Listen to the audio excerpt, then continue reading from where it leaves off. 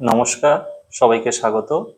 আজকে আমি আলোচনা করব লেসন 7G এর মিসলেনিয়াস ট্রান্সলেশনস এর অন্তর্গত পার্ট 4 ডাইরেক্ট ও ইনডাইরেক্ট স্পিচ সম্পর্কে। তবে এই ক্লাসটি শুরু করার আগে একটা কথা বলার ছিল যে গত ক্লাসে অর্থাৎ পার্ট 3-তে যেখানে আমি অ্যাক্টিভ ও প্যাসিভ ভয়েস সম্পর্কে আলোচনা করেছি, সেখানে একটা ভয়েস চেঞ্জের ক্ষেত্রে একটা ওয়ার্ডের মিস্টেক হয়েছিল। তো সেটা আমি একবার রিপিট করছি।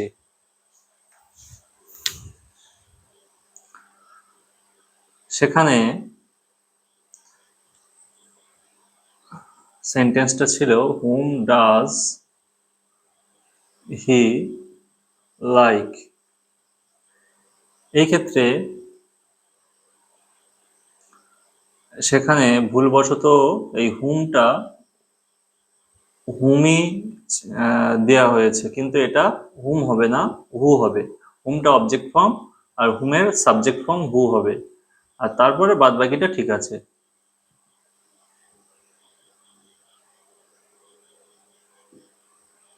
হুম ডাজ হি লাইক, সে কাকে পছন্দ করে, আর অ্যান্সার হবে কাকে পছন্দ করা হয় তার দ্বারা।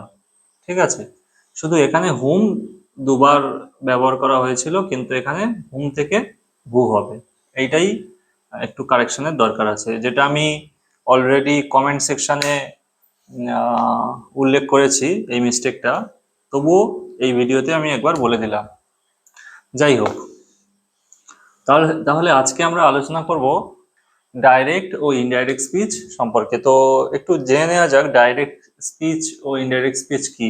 এই ক্ষেত্রে আমি একটা কথা আরেকবার বলে রাখি যে আমরা কিন্তু ডাইরেক্ট স্পিচ অর্থাৎ ও ইনডাইরেক্ট স্পিচ, ডাইরেক্ট স্পিচ থেকে ইনডাইরেক্ট স্পিচ চেঞ্জ বা ইনডাইরেক্ট স্পিচ থেকে ডাইরেক্ট স্পিচের চেঞ্জ, সেটা এই ক্লাসে সেটার উপর গুরুত্ব দিচ্ছি না। ঠিক আছে, এই ক্লাসে যদিও ওইটাও একটু জানবো, ডাইরেক্ট স্পিচ থেকে ইনডাইরেক্ট স্পিচ কিভাবে হয় বা ইনডাইরেক্ট স্পিচ থেকে ডাইরেক্ট স্পিচ কিভাবে হয় সেটা অল্প করে জানবো, কিন্তু আমাদের মূল ফোকাস থাকবে আমাদের কিন্তু ট্রান্সলেশনস এর ক্ষেত্রে। মানে আমরা বাংলা থেকে ইংলিশ ট্রান্সলেশনস এর ক্ষেত্রে কিভাবে আমরা ডাইরেক্ট স্পিচ ইনডাইরেক্ট স্পিচ ব্যবহার করতে পারি, সেইটাই কিন্তু আমাদের মূল লক্ষ্য। তো যাই হোক, ডাইরেক্ট স্পিচ কি ইনডাইরেক্ট স্পিচ কি সেটা একটু বলে নিই। তাহলে একটা বাক্য ধরো লিখলাম,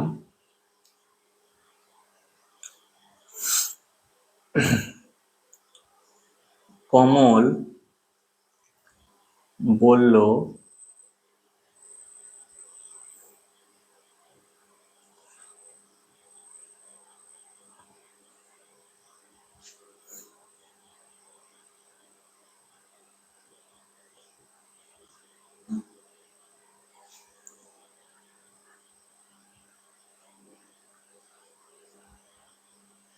আমি চা খাই না।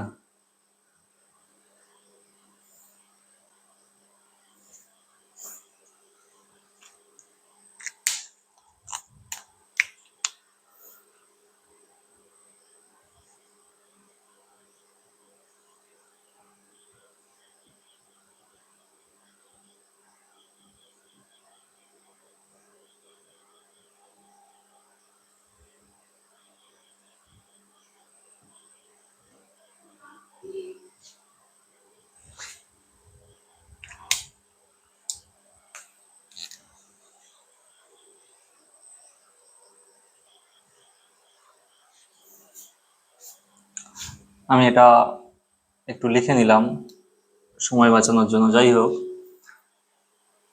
কমল বলল আমি চা খাই না। এখানে কি করা হয়েছে, এখানে যদি আমরা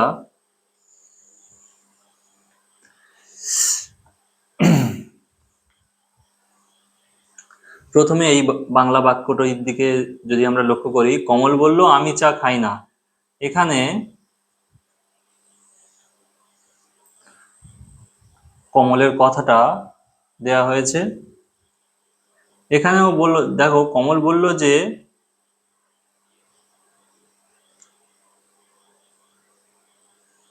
সে চা খায় না।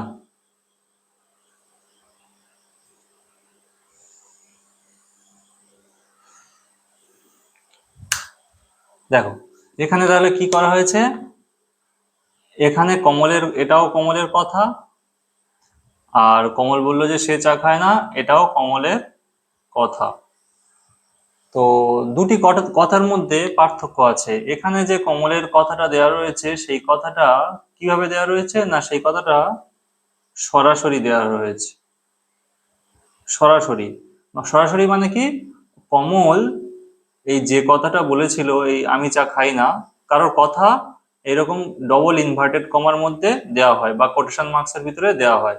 তো কমল এই যে কথাটা বলেছে এই কথাটা সরাসরি বলেছে। এই এই যে কমলের যে কথাটা সেটা সরাসরি কথা। সরাসরি কথা মানে কি, এই কথাটা কোনো ঘুরিয়ে বলা হয়নি, ও যা বলেছে সেই কথাটাই এখানে দেয়া হয়েছে ডবল ইনভার্টেড কমার মধ্যে।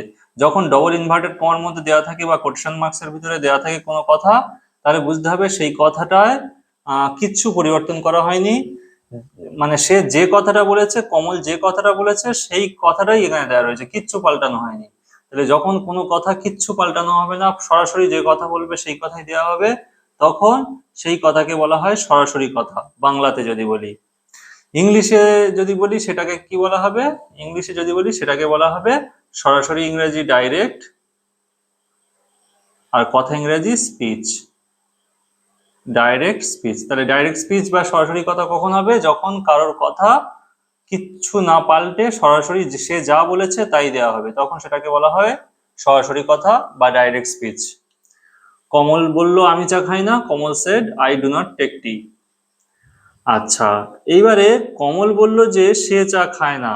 এখানে দেখো, এখানে যে কথাটা বলতে চেয়েছে এখানেও সেই একই কথা বলেছে, কিন্তু দুটোর মধ্যে পার্থক্য কি, এখানে যে কথাটা বলেছে এখানে সেই কথাটাই বলেছে। এখানে বলেছে কমল চা খায় না, এখানে বলেছে কমল সে চা খায় না, মানে কি একই কথা বলেছে কিন্তু কথার মধ্যে একটু পার্থক্য আছে। এখানে যে কথাটা বলেছে সে কথাটা সরাসরি দেওয়া হয়েছে কোটেশন মার্কসের মধ্যে, কিন্তু এখানে যে কথাটা কমলের কথাটা দেওয়া রয়েছে সেটা সরাসরি দেওয়া হয়নি, সেটা একটু ঘুরিয়ে প্রকাশ করা হয়েছে। ঠিক আছে, সরাসরি দেওয়া হয়নি। মানে এখানে দেখো আমিটা সে হয়ে গেছে, তাহলে যেহেতু আমিটা সে হয়ে গেছে আবার খাইটা হয়ে গেছে খায়, তাহলে ব্যাপারটা বোঝা যাচ্ছে যে ওর ওর যে কথাটা বলতে চেয়েছে সে চা খায় না সেইটাই এখানে দেওয়া রয়েছে, কিন্তু কথাটা আর সরাসরি দেওয়া হয়নি, কথাটা কি দেওয়া হয়েছে, ঘুরিয়ে দেওয়া হয়েছে। ঠিক আছে, তাহলে যখন কথাটা ঘুরিয়ে দেওয়া হবে তখন সেটা ঘুরিয়ে কথা, আর ঘুরিয়ে কথা বাংলায় ঘুরিয়ে কথা, আর ইংলিশে তাহলে কি হবে, ঘুরিয়ে ইংরেজি কি ইনডাইরেক্ট, আর কথা ইংরেজি স্পিচ। তাহলে কারোর কথা সরাসরি দিলে সেটা ডাইরেক্ট স্পিচ, আর কারোর কথা ঘুরিয়ে দিলে সেটা ইনডাইরেক্ট স্পিচ। ঠিক আছে, তাহলে এই হলো ডাইরেক্ট স্পিচ আর এই হলো indirect speech. Kamal said I do not take tea, Kamal said that he did not take tea. এইবার এটাকে তো ডাইরেক্ট স্পিচ বলে, এটাকে তো ইনডাইরেক্ট স্পিচ বলে। এইবার আমরা জেনে নেব পুরো সেন্টেন্সটুকু দুটি করে অংশ আছে, সেই দুটি করে অংশ কোন অংশটাকে কি বলে সেটা আমরা জেনে নেব। আচ্ছা, এখানে এইটা হচ্ছে স্পিকার, যে কথাটা বলছে কমল, এই যে স্পিচটা ডাইরেক্ট স্পিচ বা ইনডাইরেক্ট স্পিচটা যে দিচ্ছে, মানে অর্থাৎ স্পিকার বক্তা, সে হচ্ছে এই কমল। ঠিক আছে, আচ্ছা সেকেন্ড আসছি, যে ভার্বের দ্বারা এই কথাটা বলছে, এই স্পিচটা দেওয়া হচ্ছে ডাইরেক্ট স্পিচ বা ইনডাইরেক্ট স্পিচ, সেই ভার্বটাকে ইংরেজিতে বলা হয় রিপোর্টিং ভার্ব। রিপোর্টিং ভার্ব, এটা রিপোর্টিং ভার্ব, এটাও রিপোর্টিং ভার্ব। এইবার এই বক্তা স্পিকার হলো, ভার্ব হলো, স্পিকার ও ভার্বের অংশটু এইটুকু একটা সেন্টেন্স, আর এই কোটেশন মার্কসের বাইরে এইটুকু একটা সেন্টেন্স, আবার কোটেশন মার্কসের ভিতরে যে কথাটা বলা হচ্ছে সেটাও আলাদা সেন্টেন্স, দুটো কিন্তু সেপারেট সেন্টেন্স। তো এই সেপারেট সেন্টেন্স এইটুকুকে বলা হয় ডাইরেক্ট স্পিচ বলা যেতে পারে বা রিপোর্টেড স্পিচও বলা যেতে পারে, মানে এই কথাটা বলা হয়েছে এই রিপোর্টিং ভার্বের মাধ্যমে। আচ্ছা, এইবারে দেখা যাক ডাইরেক্ট স্পিচ থেকে ইনডাইরেক্ট স্পিচ যখন করা হয়েছে, ঘুরিয়ে কথাটা বলা হয়েছে, তখন কি কি চেঞ্জ হয়েছে। দেখো এটা দুটো সেপারেট সেন্টেন্স ছিল, কমন সেট এটা একটা separate sentence, I do not take tea এটা একটা সেপারেট সেন্টেন্স। দুটো সেন্টেন্সকে যুক্ত করা হয়েছে এই দ্যাট দিয়ে। এই দ্যাটটা কি? দ্যাটটা একটা কনজাংশন। কনজাংশনের কাজ কি? দুটো সেন্টেন্সকে বা দুটো ওয়ার্ডকে বা দুটো ফ্রেজকে যুক্ত করা। এখানে দুটো সেন্টেন্সকে যুক্ত করেছে কে? দ্যাট। দ্যাট হলো কনজাংশন। কনজাংশন বলা যেতে পারে, এটাকে বলা যেতে পারে লিঙ্কারও বলা যেতে পারে বা কানেক্টরও বলা যেতে পারে। এবার এটা দ্যাট হচ্ছে কনজাংশন বা লিঙ্কার। তাহলে দুটো বাক্য জোড়ার জন্য ইনডাইরেক্ট স্পিচে দ্যাট লিঙ্কার আনা হয়েছে। এটা অ্যাসার্টিভ সেন্টেন্সের ক্ষেত্রে বিভিন্ন সেন্টেন্সে বিভিন্ন লিঙ্কার বা কনজাংশন ব্যবহার করা হয়। তো যাই হোক, সেটা পরে আরো ডিটেলসে জানবো। আচ্ছা, আর কি করা হয়েছে দেখো, এখানে সাবজেক্টটা ডাইরেক্ট স্পিচে সাবজেক্টটা আই ছিল, সাবজেক্টটা হি করা হয়েছে অর্থ অনুযায়ী। এই আইটা এই কমলকে বোঝাচ্ছে, ওই জন্যে কমল বলল আমি চা খাই না, তাহলে ওর কথাটা ঘুরিয়ে বললে হয় কি? কমল বলল যে সে চা খায় না, তাহলে আমিটা আইটা পাল্টে হি হয়ে যাচ্ছে। আবার আরেকটা দেখো, এবার একটা কথা বলি, এই রিপোর্টিং ভার্বটা পাস্ট টেন্সে আছে, ওই জন্যে যখন আমরা কথাটা ঘুরিয়ে প্রকাশ করব তখন এই ডাইরেক্ট স্পিচের যে টেন্সটা আছে সেটাও এই পাস্ট টেন্সের মতো পাস্ট হয়ে যাবে। তো পাস্ট এবার কি হবে? এখানে যদি পাস্ট ইনডেফিনিট থাকে, এখানে এখানে প্রেজেন্ট ইনডেফিনিট যদি থাকে, এখানে হয়ে যাবে পাস্ট ইনডেফিনিট। ঠিক আছে? তো এবার কেন প্রেজেন্ট ইনডেফিনিট থেকে পাস্ট ইনডেফিনিট হলো সেটা পরে আরো বলছি। যাই হোক, তাহলে এখানে টেন্স চেঞ্জ করে প্রেজেন্ট থেকে পাস্ট হলো। ঠিক আছে? আর কি কোটেশন মার্কস আর দেওয়া হলো না এই এই কথাটাতে। কেন? কারণ কোটেশন মার্কস তখনই হয় যখন কারোর কথা সরাসরি দেওয়া হয়, মানে কারোর কথা যখন কিচ্ছু পরিবর্তন করা হয় না। কিন্তু এখানে দেখছি কমলের কথাটাকে এই হুবহু লেখা হয়নি, একটু পরিবর্তন করা হয়েছে, আইটা হি করা হয়েছে, ডুটা ডিড করা হয়েছে, তাহলে পরিবর্তন করা হয়েছে। ওই জন্যে এখানে আর কি কোটেশন মার্কসটা দেওয়া হবে না, আর কমাও থাকবে না। কারণ দুটো বাক্য এইবার, আগে দুটো বাক্য সেপারেট ছিল, আলাদা ছিল, কিন্তু এবারে দুটো বাক্য যুক্ত হয়ে গেছে। এবারে এই পুরোটাই একটা সেন্টেন্স হয়ে গেছে। হ্যাঁ, এটা একটা কমপ্লেক্স সেন্টেন্স বা জটিল বাক্য হয়ে গেছে। তো ডাইরেক্ট স্পিচ থেকে ইনডাইরেক্ট স্পিচে করতে গেলে অ্যাসার্টিভ সেন্টেন্সের ক্ষেত্রে সাধারণত এই নিয়ম ফলো করা হয়। এইবারে আমরা সেন্টেন্স যে 5 ধরনের হয়,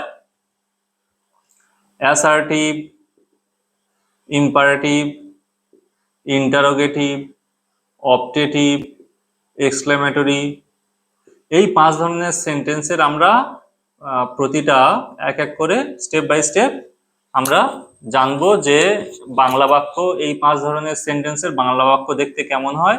সেটাকে আবার ডাইরেক্ট স্পিচ হোক বা ইনডাইরেক্ট স্পিচ হোক, সরাসরি কথা হোক বা ঘুরিয়ে কথা হোক, সেগুলো ইংলিশে কিভাবে ট্রান্সলেট করতে হয় সেগুলো আলোচনা করব এক এক করে। ঠিক আছে, তাহলে আমরা প্রথমে আমরা তো জেনে নিলাম ডাইরেক্ট স্পিচ কি আর ইনডাইরেক্ট স্পিচ কি। এই ক্ষেত্রে একটা কথা বলি, এই ডাইরেক্ট স্পিচ থেকে ইনডাইরেক্ট স্পিচে পরিবর্তন করার নিয়মটাকেই আবার বলা হয় ন্যারেশন চেঞ্জও বলা হয়। ন্যারেশন চেঞ্জ, ন্যারেশন চেঞ্জ মানে আর কিছুই নয়, ন্যারেশন কথাটার অর্থ বর্ণনা, আর চেঞ্জ মানে পরিবর্তন। এখানে যে কথার বর্ণনাটা দেওয়া রয়েছে এটা সরাসরি ভাবে বর্ণনা করা হয়েছে, আর এখানে যে কথার বর্ণনাটা দেওয়া রয়েছে সেটা ঘুরিয়ে দেওয়া হয়েছে। তাহলে এই যে সরাসরি কথা থেকে আর কথার বর্ণনা থেকে ঘুরিয়ে কথার বর্ণনাতে দেওয়ার পদ্ধতিটাকেই বলা হয় ন্যারেশন চেঞ্জ। তাহলে ডাইরেক্ট স্পিচ থেকে ইনডাইরেক্ট স্পিচ পাল্টানো বা ইনডাইরেক্ট স্পিচ থেকে ডাইরেক্ট স্পিচ পাল্টানো যা, ন্যারেশন চেঞ্জ মানে তাই, সেম জিনিস। যাই হোক, আমরা এখন ন্যারেশন চেঞ্জের দিকে ফোকাস করব না, আমরা মেনলি ফোকাস করব আমরা ট্রান্সলেশনের দিকে। বাংলা বাক্য থাকলে ইংলিশ বাক্যের কিভাবে ট্রান্সলেট করতে হয়। এবারে আমরা ট্রান্সলেশনের ক্ষেত্রে আমরা কেন এই ডাইরেক্ট স্পিচ ইনডাইরেক্ট স্পিচ জানবো, এবার সেটা বলি। কারণ এই যে কারোর কথা সরাসরি দেওয়া বা ঘুরিয়ে দেওয়া, এই রকম ধরনের সেন্টেন্স আমরা কিছু কিছু ডেসক্রিপটিভ রাইটিং এর ক্ষেত্রে দেখতে পাই। কোন কোন ক্ষেত্রে দেখতে পাই? আমরা দেখতে পাই কনভারসেশন রাইটিং বা ডায়লগ রাইটিং এর ক্ষেত্রে, আর আর দেখা যায় যখন কোনো স্টোরি রাইটিং দেওয়া থাকে বা কোনো প্যাসেজ দেওয়া থাকে, সেখানে যদি কারোর কথা সরাসরি দেওয়া থাকে তখন সেটা ডাইরেক্ট স্পিচে থাকে, বা ঘুরিয়ে দেওয়া থাকলে ইনডাইরেক্ট স্পিচে থাকে। তো এইরকম কোনো প্যারাগ্রাফ বা প্যাসেজ বা ডায়লগ রাইটিং এইগুলোর ক্ষেত্রে বা কোনো ফর্মাল রাইটিং এর ক্ষেত্রেও কারোর কথা, কোনো বিশেষ কোনো ব্যক্তির কথা সরাসরি দেওয়ার জন্য কিন্তু আমরা এই ডাইরেক্ট স্পিচ বা ইনডাইরেক্ট স্পিচ, সরাসরি প্রকাশ করতে গেলে ডাইরেক্ট স্পিচ আর ঘুরিয়ে প্রকাশ করতে গেলে ইনডাইরেক্ট স্পিচ আমরা কিন্তু ব্যবহার করি। তাই আমাদের ট্রান্সলেশনের ক্ষেত্রে কিন্তু এই দু রকমের টাইপের যে স্পিচ বা কথা বা সেন্টেন্স আমাদের কিন্তু সেটা জানতে হবে। ঠিক আছে, তো আমরা প্রথমে জানবো অ্যাসার্টিভ সেন্টেন্সের ডাইরেক্ট স্পিচ বা ইনডাইরেক্ট স্পিচ কেমন হয়, বাংলা কেমন হয় ও ইংলিশ কেমন হয়।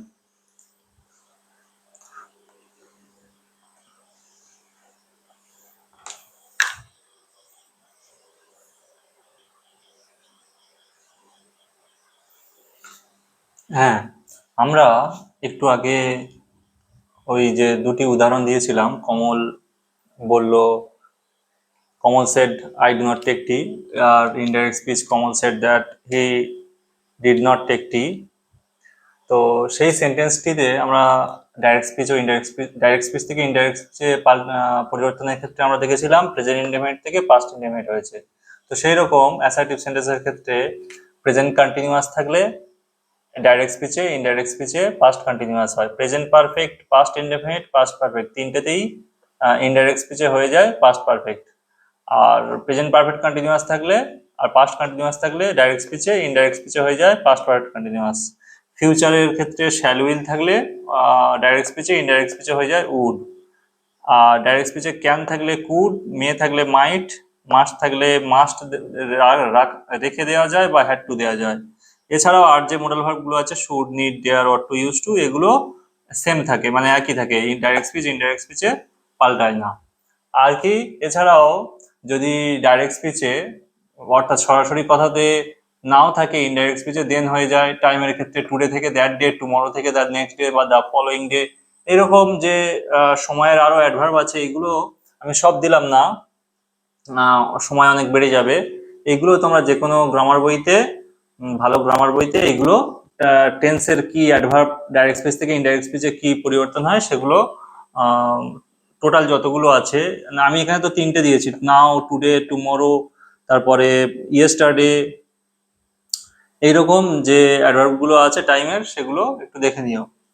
তো প্লেসের ক্ষেত্রে হিয়ার থেকে দেয়া, হ্যাঁ, এই যে অ্যাডভার্ব গুলো আছে এগুলো, এই লিস্টটা একটু দেখে নিলে ডাইরেক্ট স্পিচ থেকে ইনডাইরেক্ট স্পিচ করতে সুবিধা হবে। ঠিক আছে, এইটা কিন্তু মুখস্থ রাখতে হয়, মুখস্থ রাখলে তাহলে ডাইরেক্ট স্পিচ থেকে ইনডাইরেক্ট স্পিচ করতে সুবিধা হয়। আচ্ছা,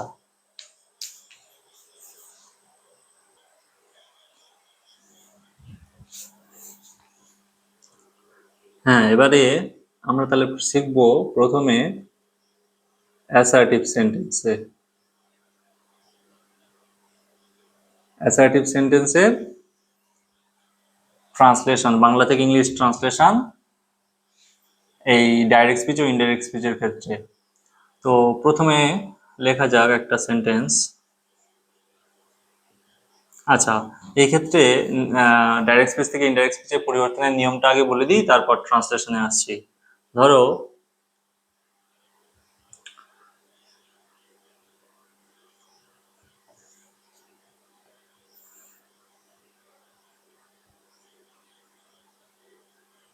Rahul said to Pritha,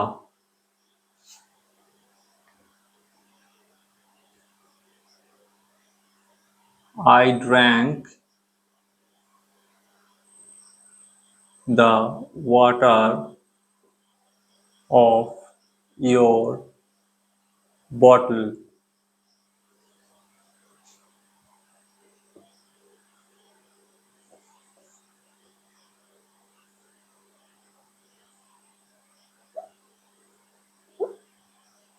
Yesterday.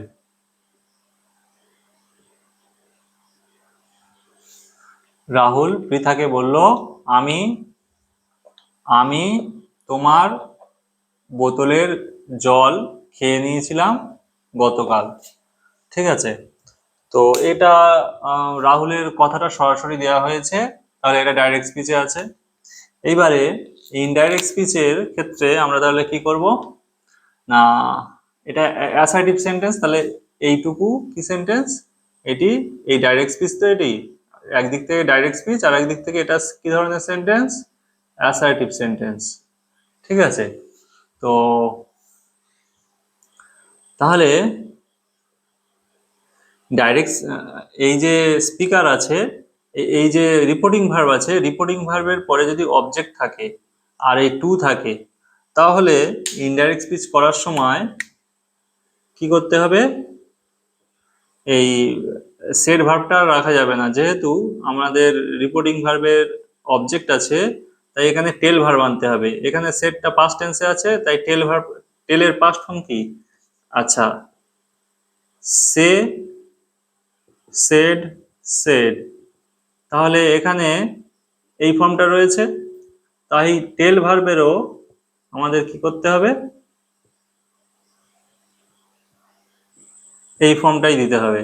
তাহলে এখানে লিখবো টোল্ড, আর এইবার অবজেক্টটা দিয়ে দেবো। আগের বারে দেখো, আগের বারে যখন কমল সেট দিয়েছিলাম, কমল সেট, ওখানে দেখো কমল সেটের পরে কোনো অবজেক্ট ছিল না, ওই জন্য সেটটা উত্তরের সময় ইনডাইরেক্ট স্পিচ করার সময় আবার কমল সেট লেখা হয়েছিল, সেট পাল্টানো হয়নি। কিন্তু এখানে দেখো সেটের পরে টু আছে আর অবজেক্ট আছে, আর যখন এই অবজেক্ট থাকবে তখন ইনডাইরেক্ট স্পিচ করার সময় সে ভার্ব আর রাখবো না, সে ভার্বটা পাল্টে টোল্ড ভার্ব করে দেবো।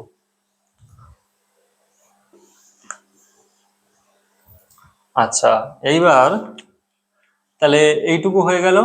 এবার দুটো সেন্টেন্স কানেক্ট করব কি দিয়ে, দ্যাট দিয়ে। অ্যাসার্টিভ সেন্টেন্সের সময় দ্যাট দিয়ে দুটো সেন্টেন্স কানেক্ট করব। এইবার এইবার দেখো এখানে সাবজেক্ট আই ছিল, আইটা প্রোনাউন, প্রোনাউন অর্থ অনুযায়ী পরিবর্তিত হবে। এখানে দেখো প্রোনাউন আই আছে আর এখানে ইওর আছে। এবার দেখা যাক আই কাকে বোঝাচ্ছে, ইওর কাকে বোঝাচ্ছে। রাহুল পৃথাকে বললো, রাহুল ছেলে পৃথা মেয়ে, রাহুল পৃথাকে বললো আমি, তাহলে আমি বলছে মানে কি, রাহুলকে বোঝাচ্ছে। আর আমি তোমার বোতলের, গতকাল তোমার বোতলে জল খেয়েছিলাম, তাহলে তোমার বলতে এই ইওরটা পৃথাকে বোঝাচ্ছে। তাহলে এই কথাটা ঘুরিয়ে বললে কি হয়, রাহুল পৃথাকে বললো আমি তোমার বোতলের জল খেয়ে নিয়েছি, তাহলে ঘুরিয়ে বললে কি হবে, রাহুল পৃথাকে বললো যে, রাহুল পৃথাকে বললো যে সে, তাহলে সে রাহুলকে বোঝাচ্ছে, তাহলে ছেলেদের ক্ষেত্রে হি। আর তোমার বলতে কি, তোমার ঘুরিয়ে বললে কি হয়, সে তার বোতলের জল খেয়ে নিয়েছে, তাহলে তার বলতে পৃথার বোঝাচ্ছে, তার ইংরেজি মেয়েদের ক্ষেত্রে হার হয়। তাহলে আমরা প্রোনাউনটা জেনে নিলাম, এবার আমরা লিখে দেব। তাহলে সাবজেক্ট আইটা হয়ে গেল কি, হি।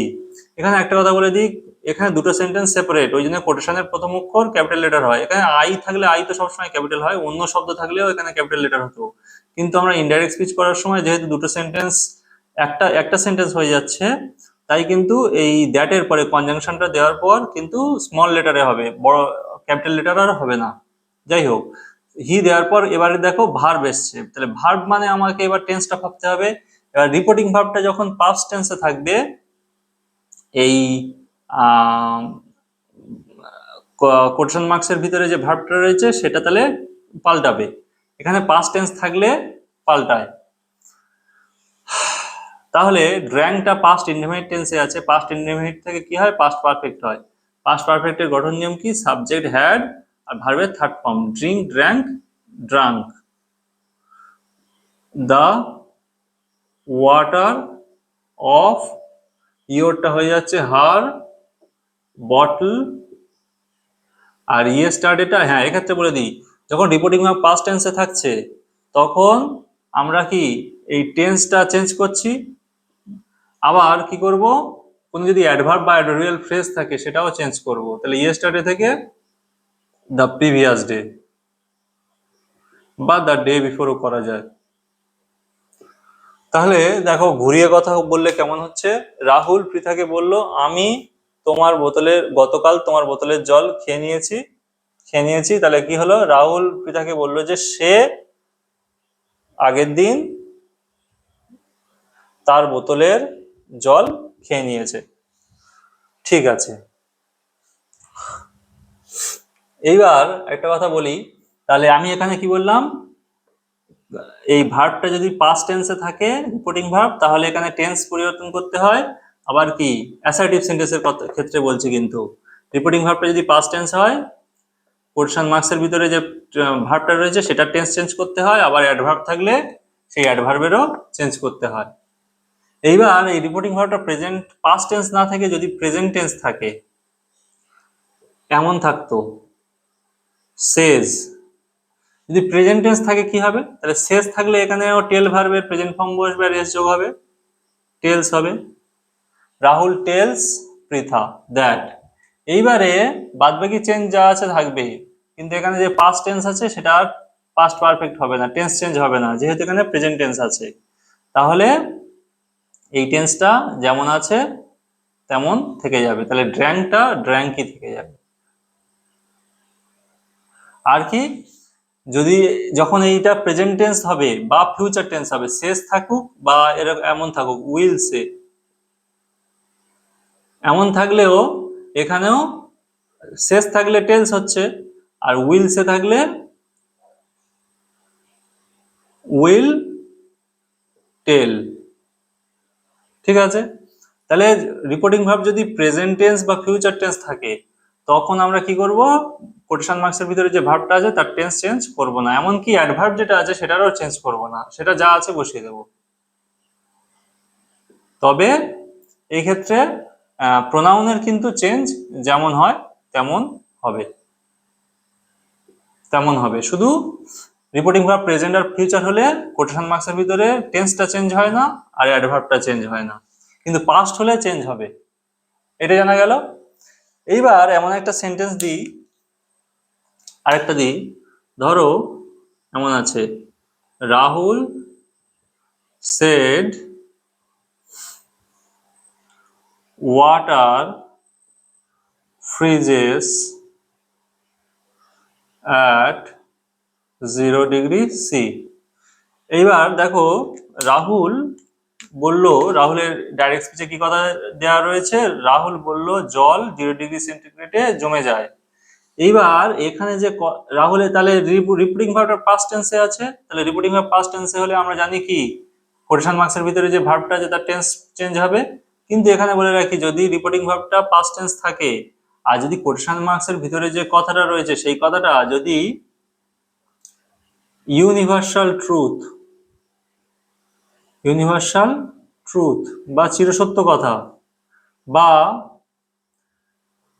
কোনো হ্যাবিট বোঝায়, মানে অভ্যাস বা কোনো ফ্যাক্ট বা ঐতিহাসিক ঘটনা বোঝায়, হিস্টোরিক্যাল ফ্যাক্ট বা হ্যাবিট, কারোর অভ্যাস বা ইউনিভার্সাল ট্রুথ বা চিরসত্য বিষয়, এইরকম চিরসত্য বিষয়, অভ্যাস বা কোনো সত্য কথা, চিরসত্য, চিরসত্য ওই ঐতিহাসিক ঘটনা, এমন যদি কিছু বোঝায় এই কোটেশন মার্কসের ভিতরের যে সেন্টেন্স রয়েছে সেইটার দ্বারা, তাহলে রিপোর্টিং ভার্ব পাস্ট টেন্স হলেও এখানে যে টেন্সটা আছে, ভার্বটা রয়েছে তার টেন্স চেঞ্জ হবে না, এমনকি যদি এখানে কোনো অ্যাডভার্বও থাকতো সেটারও চেঞ্জ হতো না।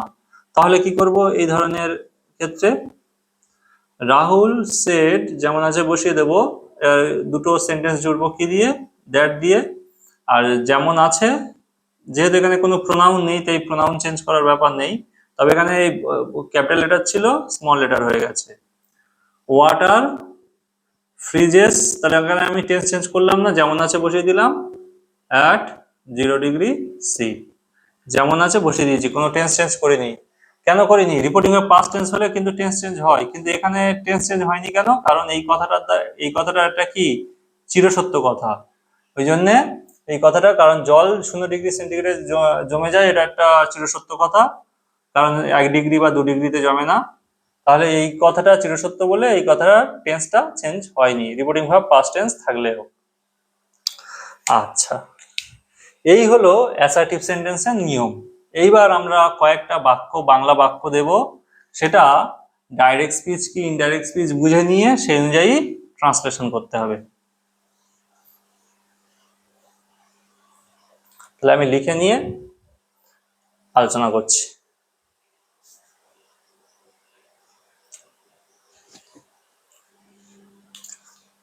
হ্যাঁ, তাহলে এই অ্যাসার্টিভ সেন্টেন্সগুলি ইংলিশে ট্রান্সলেট করা যাক।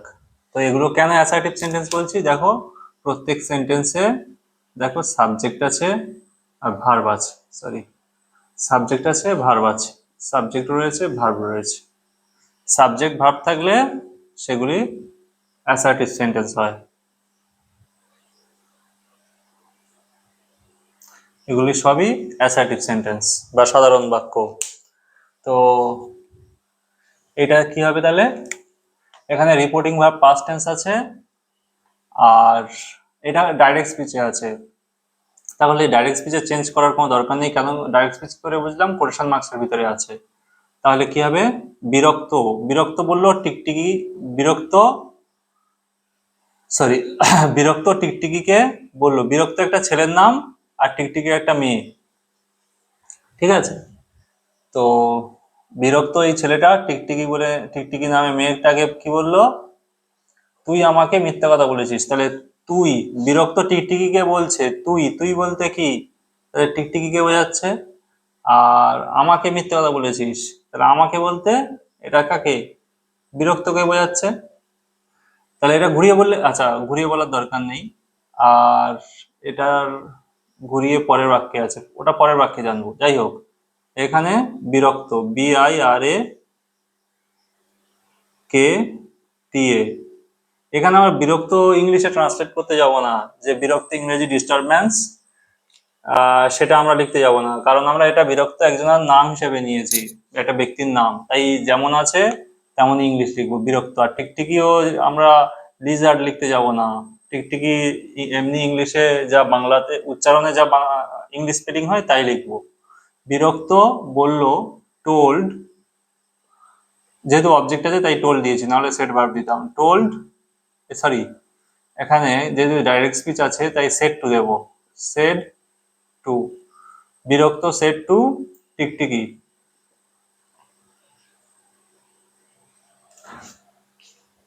কমা কোটেশন, তুই আমাকে মিথ্যা কথা বলেছিস, ইউ বলছিস।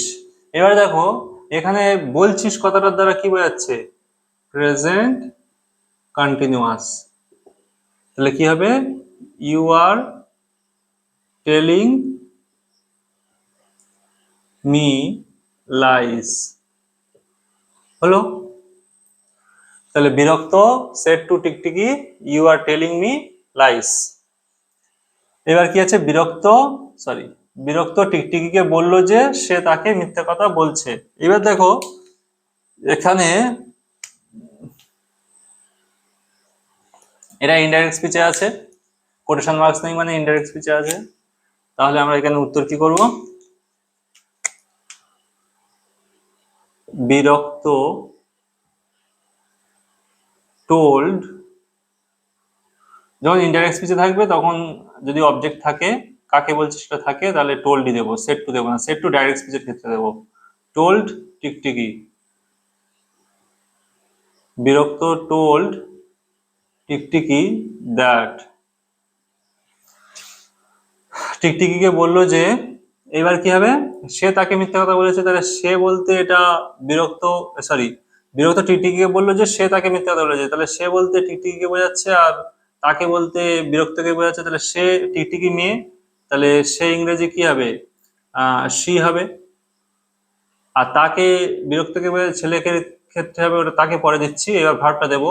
এবার দেখো এখানে বলছে, এখানে দেখো বলছেটা কি? প্রেজেন্ট কন্টিনিউয়াস শোনাচ্ছে, কিন্তু রিপোর্টিং ভার্বটা পাস্ট টেন্স থাকার জন্য এই এইটাকে বলা হয় প্রিন্সিপাল ক্লজ। দ্যাটের এইদিকে বাঁদিকে যেটা রয়েছে এটা প্রিন্সিপাল ক্লজ, আর দ্যাটের ডান দিকে যেটা রয়েছে হবে এটা হচ্ছে সাবঅর্ডিনেট ক্লজ। আর ক্লজের নিয়ম অনুযায়ী, যদি সিকোয়েন্স অফ টেন্সের নিয়ম অনুযায়ী যদি প্রিন্সিপাল ক্লজ পাস্ট টেন্সে থাকে তাহলে সাবঅর্ডিনেট ক্লজও পাস্ট টেন্সে হয়। তাহলে এখানে পাস্ট টেন্স থাকার জন্য এখানে কিন্তু এই সাবঅর্ডিনেট ক্লজে প্রেজেন্ট কন্টিনিউয়াস আছে, কিন্তু আমরা প্রেজেন্ট কন্টিনিউয়াস করতে পারবো না। আমরা কেন করতে পারবো না? কারণ এখানে রিপোর্টিং ভার্ব পাস্ট টেন্সে আছে, তাই এখানে এটা প্রেজেন্ট কন্টিনিউয়াসের মতো শুনতে লাগলেও আমরা সেটা করব কিসে? পাস্ট কন্টিনিউয়াসে করব। ঠিক আছে, যেহেতু রিপোর্টিং ভার্ব পাস্ট আছে, তাহলে সি, এখানে ইউ আর প্রেজেন্ট কন্টিনিউয়াসে থাকলেও এখানে এটা কি করব? পাস্ট কন্টিনিউয়াসে। তাহলে শি ওয়াজ টেলিং, আর তাকে ইংরেজি তাহলে কি দেবো? অবজেক্ট। তাকে বিরক্তকে বোঝাচ্ছে, তাহলে টেলিং হিম দেব লাইস, হয়ে গেল। তাহলে বিরক্ত টিকটিকিকে বললো সে তাকে মিথ্যে কথা বলছে, Birokto told Tiktiki that she was telling him lies. তাহলে এখানে দেখো প্রেজেন্ট কন্টিনিউয়াস এর মতো শোনালেও আমরা টেন্স কি করেছি, সরি আইএনজি দেওয়া হয়নি, প্রেজেন্ট কন্টিনিউয়াস এর মতো শোনালেও পাস্ট কন্টিনিউয়াস করেছি। কেন পাস্ট কন্টিনিউয়াস করেছি, কারণ রিপোর্টিং ভার্ব পাস্ট টেন্স আছে বলে।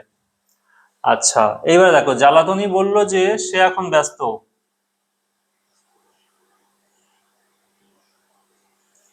তাহলে জ্বালাতনি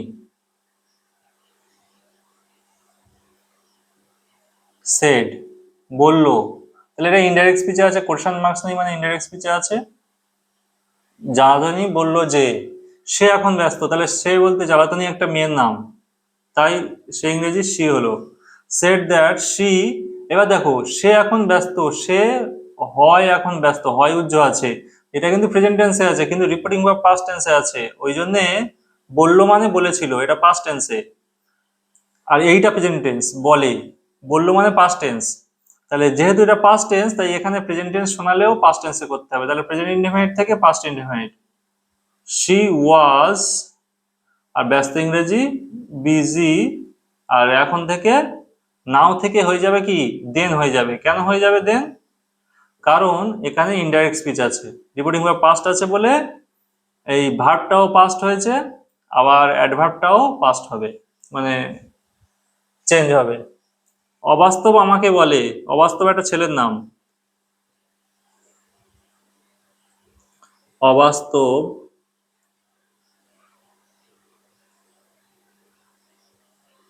আচ্ছা আমাকে বলে প্রেজেন্ট টেন্সে আছে reporting verb, tales me that. এইবার আমরা সে ইংরেজি, তাহলে অবাস্তব আমাকে বলে যে সে আমাকে বিশ্বাস করে না, সে বলতে অবাস্তব কি হয়ে যাচ্ছে ছেলে, তাহলে হি হবে। এবার আমাদের টেন্স লিখতে হবে, ভার্বটা দিতে হবে। এবার ভার্ব দেওয়ার সময় দেখি রিপোর্টিং ভার্বটা কি টেন্সে আছে, বলে মানে প্রেজেন্ট টেন্সে আছে, প্রেজেন্ট টেন্সে থাকলে টেন্স চেঞ্জ করতে হয় না, যে টেন্স থাকে সেই টেন্স। তাহলে এটা প্রেজেন্ট ইনডেফিনিট টেন্সের নাবাচক আছে, তাহলে আমরা প্রেজেন্ট ইনডেফিনিট টেন্সের নাবাচকই রাখবো, অন্য টেন্স করব না। হি ডাজ নট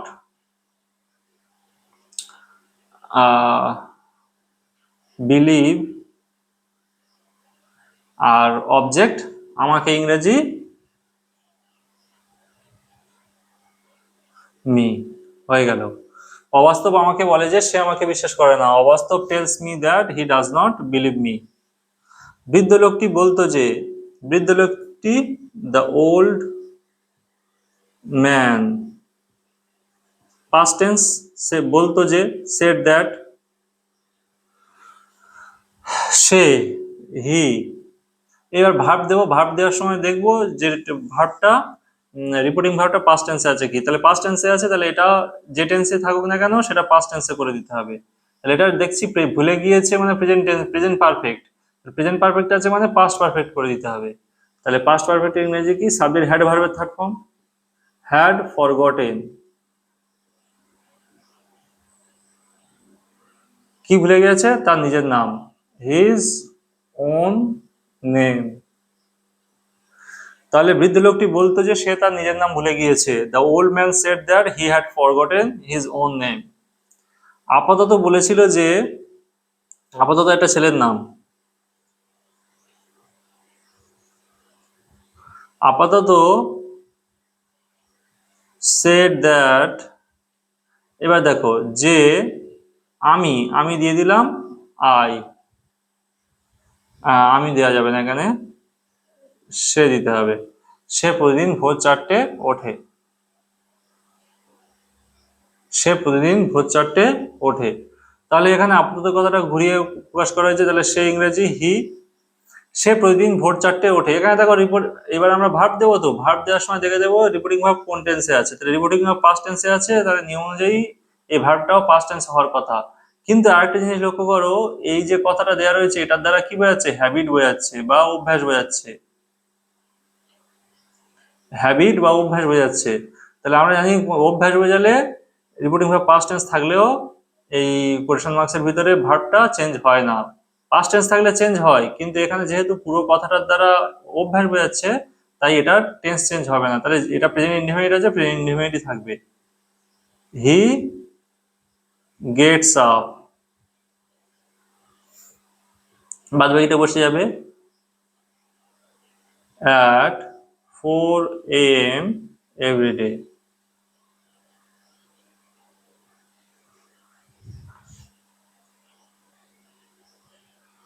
আচ্ছা, তাহলে আপাতত বলেছিল যে সে প্রতিদিন ভোর 4টে ওঠে, আপাতত said that he gets up at 4 a.m. Every day.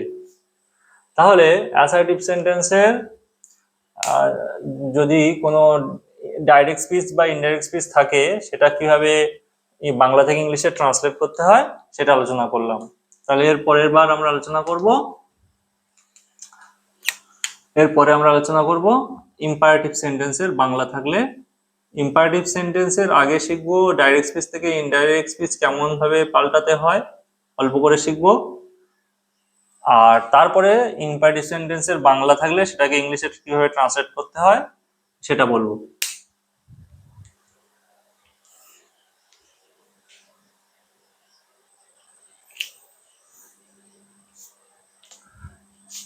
হ্যাঁ, এইবার আমরা জানবো ইম্পারেটিভ সেন্টেন্সের ডাইরেক্ট স্পিচ থেকে ইনডাইরেক্ট স্পিচ কিভাবে পাল্টাতে হয়। আচ্ছা, কমল বলল গো দেয়ার, ওখানে যাও। আচ্ছা, ইম্পারেটিভ সেন্টেন্স কাকে বলে বলে দিই, যে সেন্টেন্সের দ্বারা আদেশ, উপদেশ, অনুরোধ, নিষেধ, প্রস্তাব এইগুলো বোঝায় তাকে ইম্পারেটিভ সেন্টেন্স বলে। আর ইম্পারেটিভ সেন্টেন্স দেখে চেনার উপায় কি, বাক্যটা সাধারণত কি দিয়ে শুরু হবে, ভার্ব দিয়ে শুরু হবে, আর তারপরে অন্য অংশ থাকবে। তো আগের বারে অ্যাসার্টিভ সেন্টেন্সে কি ছিল, প্রথমে সাবজেক্ট ছিল, তারপর ভার্ব ছিল, তারপর অবজেক্ট বা আদার্স ছিল, কিন্তু এখানে ভার্ব দিয়েই শুরু হবে ইম্পারেটিভ সেন্টেন্স। তো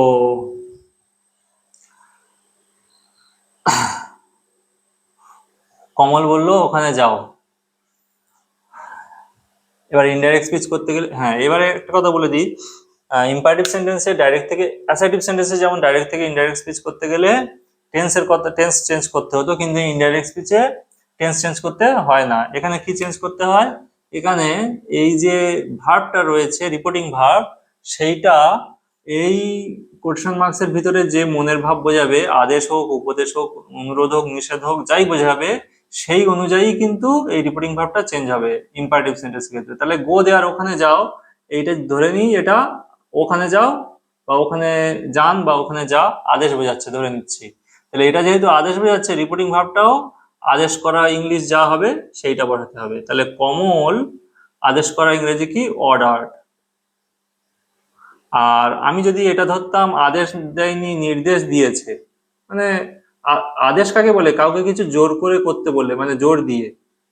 আর যদি সাধারণভাবে কাউকে কিছু করতে বলে তাকে নির্দেশ বলা হয়। যদি এটা আমি নির্দেশ হিসেবে ধরে নিই তাহলে অর্ডার দেবো না, কি দেবো, টোল্ড দিয়ে দেবো সিম্পলি, ঠিক আছে। আর যদি আমি আদেশ হিসেবে ধরতে যাই তাহলে আমি অর্ডার দেব। আচ্ছা, এরপর আমরা অ্যাসার্টিভ সেন্টেন্সের পরের সময় কি করেছিলাম, এই দুটো সেন্টেন্স যুক্ত করেছিলাম দ্যাট দিয়ে, কিন্তু এখানে দ্যাট দেবো না। এখানে যেহেতু ভার্বটা দিয়ে শুরু হয়েছে সেন্টেন্সটা, তাই ভার্বের আগে কি দেবো, একটা টু দেবো, টু দিয়ে আর এইবারে ভার্বটা দেবো টু গো, মানে ইনফিনিটিভ হয়ে যাবে অর্থাৎ, ঠিক আছে। আগের বারে দ্যাট বসাতাম সাবজেক্ট ছিল বলে, কিন্তু এখানে সাবজেক্ট নেই যেহেতু ভার্ব দিয়ে শুরু হয়েছে, তাই এখানে টু দিয়ে আর সেই ভার্বটা দেবো, ভার্বের বেস ফর্ম, আর তারপর বাদ বাকিটা দিয়ে দেবো, হয়ে গেল।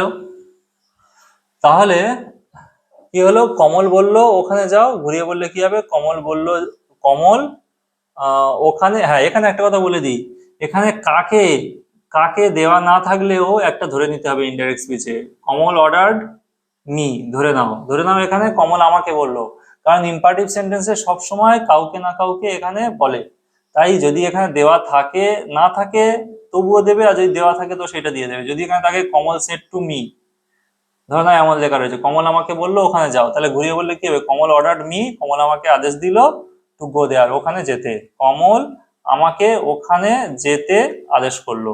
বা যদি তুমি এটা নির্দেশ হিসেবে ধরো তাহলে হবে কি, কমল আমাকে ওখানে যেতে নির্দেশ দিল বা বললো, সিম্পলি কমল আমাকে ওখানে যেতে বললো। তো ইম্পারেটিভ সেন্টেন্সে এইভাবে চেঞ্জ করতে হয়। তবে এখানে যদি অ্যাডভার্ব থাকে, দেয়ার থাকলে হেয়ার করবে না, দেয়ার থাকলে দেয়ার হবে, কিন্তু হেয়ার থাকলে দেয়ার করতে হবে। আচ্ছা, আরেকটা সেন্টেন্সের এক্সাম্পল দিই। আচ্ছা, এই ক্ষেত্রে যদি এমন থাকতো, গো দেয়ার না দিয়ে, হ্যাঁ গো দেয়ার না দিয়ে এমন যদি থাকতো, আদেশ তো। আচ্ছা আর অন্য একটা উদাহরণ দিই। কমল সেড টু মি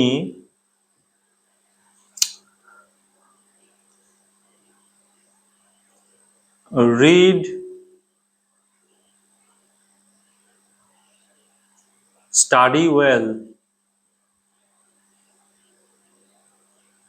মানে ভালোভাবে পড়াশোনা করো। তাহলে এই কথাটার দ্বারা কি মনের ভাব বোঝাচ্ছে? পরামর্শ, উপদেশ বোঝাচ্ছে। তাহলে উপদেশ বোঝালে এই রিপোর্টিং ভাবটাও সেই রকম চেঞ্জ হবে। কমল, তাহলে এটা চেঞ্জ হয়ে কি হয়ে যাবে? Advised, advised me. এবারে ভার্বের আগে কি দেবো? একটা টু দিয়ে ভার্বটা দেবো, টু স্টাডি ওয়েল। তাহলে উত্তর কমল বললো ভালোভাবে পড়াশোনা করো, আর এখানে কি হলো? কমল আমাকে ভালোভাবে পড়াশোনা করতে উপদেশ দিল বা পরামর্শ দিল। এইভাবে চেঞ্জ করতে হয়। আচ্ছা, এখানে যদি গো দেয়ার না দিয়ে যদি দেওয়া থাকে প্লিজ গো দেয়ার, তাহলে প্লিজ গো দেয়ার এটা অনুরোধ বোঝাচ্ছে। এমন থাকলে কি করব? তাহলে অর্ডারের জায়গায় আমরা অনুরোধ করা যেহেতু বোঝাচ্ছে, আমরা কি দেবো? রিকোয়েস্টেড দেবো।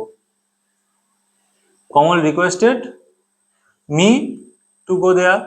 যদি এখানে প্লিজ না থাকে, এমন থাকতো don't go there, do not বা don't, do not go there, ওখানে যেও না। তাহলে এটা নিষেধ করা বোঝাচ্ছে। নিষেধ করা বোঝালে কি হবে? নিষেধ করা ইংরেজি কি? ফরবিড। আর এটা যেহেতু পাস্ট টেন্সে আছে রিপোর্টিং ভার্ব, তাহলে ফরবেড হবে। ফরবেড মি টু গো দেয়ার। আচ্ছা, এখানে যদি অনুরোধও থাকে আবার নিষেধও থাকে, মানে প্লিজ ও যদি থাকে আবার ডু নট যদি থাকে, প্লিজ ডু নট গো দেয়ার, অনুগ্রহ করে ওখানে যেও না। তাহলে তখন কি করবে? তাহলে প্লিজ এর জন্য রিকোয়েস্টেড করবে, অনুরোধ করা, আর ডু নটের জন্য রিকোয়েস্টেড মি, আর ডু নটের জন্য এই টু এর আগে একটা নট আসবে। এমন হবে Kamal requested me not to go there, Kamal আমাকে অনুরোধ করলো ওখানে না যেতে। আচ্ছা, এইবার যদি এই রকম ধরনের বাক্য থাকে লেট দিয়ে,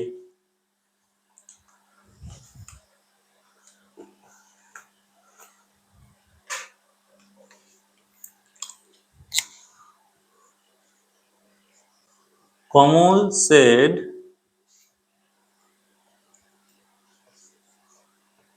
said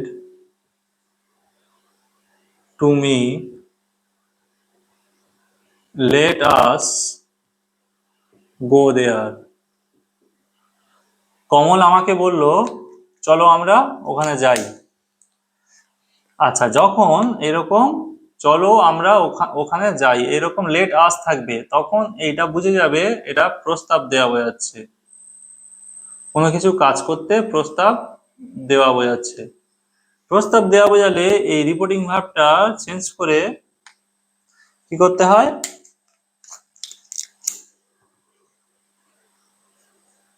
Kamal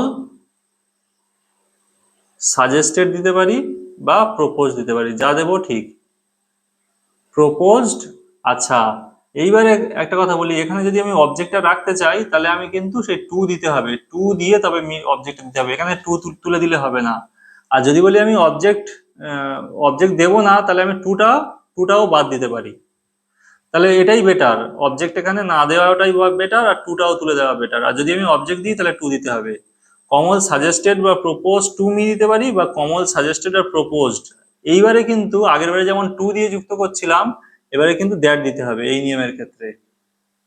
that, Kamal suggested বা প্রপোজ দ্যাট। এইবারে দ্যাটের পরে যদি যখন এই প্রস্তাব বোঝাবে, তখন এইটাকে এই স্ট্রাকচারে পাল্টে দিতে হবে, সাবজেক্ট শুড, ভার্বের বেস ফর্ম আর আদার্স, এই স্ট্রাকচারে পাল্টে দিতে হবে।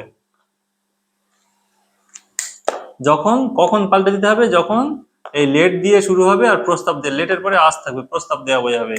তাহলে এখানে সাবজেক্ট তাহলে কি হবে? আসটা পাল্টে দেখো কি হচ্ছে, কমল আমাকে বললো চলো আমরা ওখানে যাই, ঘুরিয়ে বলে কি হবে? কমল পরামর্শ দিল যে যেহেতু আমরা আছি ওখানে, তাহলে আজটা উই উই থাকবে। উই, তারপর শুড, তারপর গো, তারপর আদার্স কি আছে, দেয়ার। We should go there. কমল পরামর্শ দিল যে আমরা ওখানে যাই, বা আমাদের ওখানে যাওয়া উচিত। তো যখন লেট দিয়ে প্রস্তাব দেওয়া যাবে তখন এইরকম হবে। আচ্ছা, লেট দিয়ে অনুমতি চাওয়াও বোঝাতে পারে। যেমন এরকম, যেমন যদি এইরকম থাকে। আচ্ছা, আরেকটা লিখি। কমল সেড টু মি,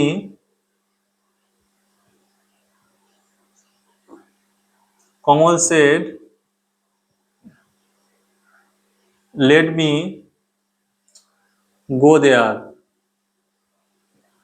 এইবারে দেখো, এই বাক্যটার দ্বারা প্রস্তাব দেওয়া বোঝাচ্ছে না, এই বাক্যের দ্বারা অনুরোধ করা বোঝাচ্ছে। অনুরোধ করা। কমল বলল আমাকে ওখানে যেতে দাও। তাই যখন এই লেট দিয়ে শুরু হবে অনুরোধ করা বোঝাবে। আগের বারে প্লিজ দিয়ে অনুরোধ করা বোঝাচ্ছিল, এখন লেট দিয়ে অনুরোধ করা বোঝাচ্ছে। তখন লেট দিয়ে অনুরোধ করা বোঝাবে, তখন কি হবে? তখন রিপোর্টিং ভার্ব রিকোয়েস্টেড হবে। রিকোয়েস্টেড, এখানে সবসময় অবজেক্ট দিতে হয় এই ধরনের বাক্যে। Requested to me, sorry, requested me. এইবারে কি হবে? যখন এই অনুরোধ বোঝাবে তখন এই লেট, আগের বারে কি লেট বাদ দেওয়া হয়েছিল, কিন্তু এইবারে লেট রেখে দিতে হবে। ওই লেটের আগেই টু দিতে হবে, যেহেতু এই ভার্বটা রয়েছে। এই ভার্বটা থাকার জন্য এই এখানে এই ভার্বটা পাল্টানো যাবে না, এটাও একটা verb. To let, to let, এখানে মিটা কি কমলকে বোঝাচ্ছে। To let him go there. তাহলে কি হলো? কমল বলল আমাকে ওখানে যেতে দাও। ঘুরিয়ে বললে কি হবে? কমল আমাকে অনুরোধ করলো তাকে ওখানে যেতে দিতে। তাকে ওখানে যেতে দিতে অনুরোধ করলো। ঠিক আছে, তাহলে ইম্পারেটিভ সেন্টেন্সে ডাইরেক্ট স্পিচ থেকে ইনডাইরেক্ট স্পিচের নিয়ম মোটামুটি এইগুলোই। আরো অনেক নিয়ম আছে, সেগুলো যখন আমি ডাইরেক্ট স্পিচ থেকে ইনডাইরেক্ট স্পিচ চেঞ্জের নিয়ম শেখাবো তখন সেগুলো নিয়ে ডিটেলসে আলোচনা করবো। এখন আপাতত ট্রান্সলেশনের জন্য এইটুকুই যথেষ্ট। এবার আমরা ইম্পারেটিভ সেন্টেন্সের বাংলা থেকে ইংলিশে কিভাবে ট্রান্সলেট করব সেটা জানবো। আচ্ছা,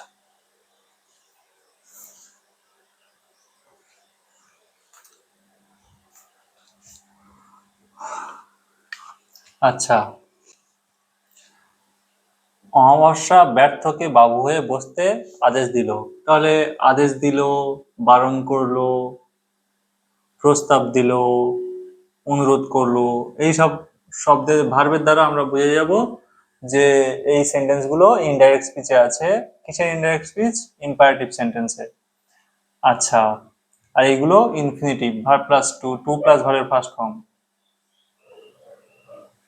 এখানে তো থাকবে না, এটা অন্য ধরনের সেন্টেন্স। লেট দিয়ে প্রস্তাব দিলে এটা লেট দিয়ে হবে।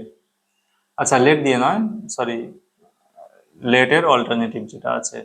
যাই হোক, অমাবস্যা ব্যর্থ, এগুলো কিন্তু ইংলিশে লিখলে হবে না, এগুলো কারোর ব্যক্তির নাম, এগুলো সব ইউনিক নেম। অমাবস্যা, এমনি অমাবস্যা ইংরেজি নিউ মুন, এমনি অমাবস্যা ইংরেজি নিউ মুন।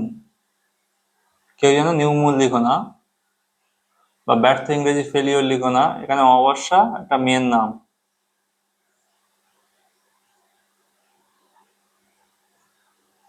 অমাবস্যা। কেন এগুলো আমি এইসব আনকমন নাম কেন দিচ্ছি একটা ক্ষেত্রে বলে রাখি। যেমন আমার যেহেতু টার্গেট হচ্ছে বাংলা থেকে ইংলিশ ট্রান্সলেশন, সেহেতু বাংলাতে আমাদের বিভিন্ন নাম আসে। বিশ্বরূপ, কত সব কঠিন কঠিন নাম আসে। বিশ্বরূপ, তারপর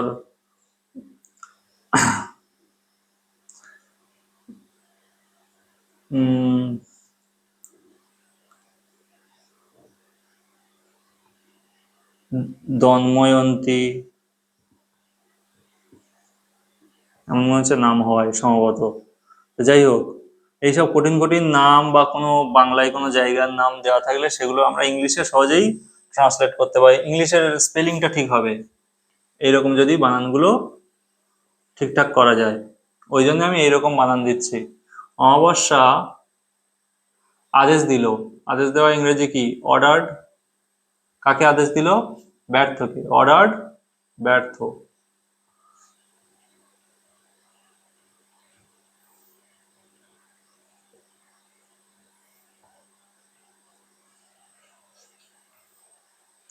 ব্যর্থ, এবার কি হবে? ইনফিনিটিভ কি করতে? টু সিট, বাবু হয়ে ক্রস লেগেড।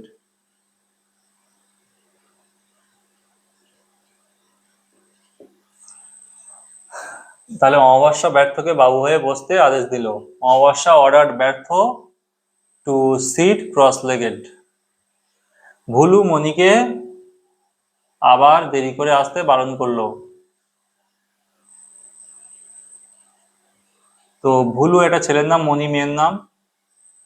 এখানে অমাবস্যা মেয়ে, ব্যর্থ ছেলে, যাই হোক। ভুলু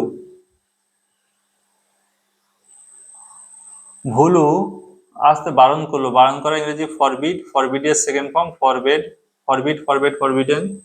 ফরবেড কাকে বারণ করলো? মণি। ইনফিনিটিভ টু কাম,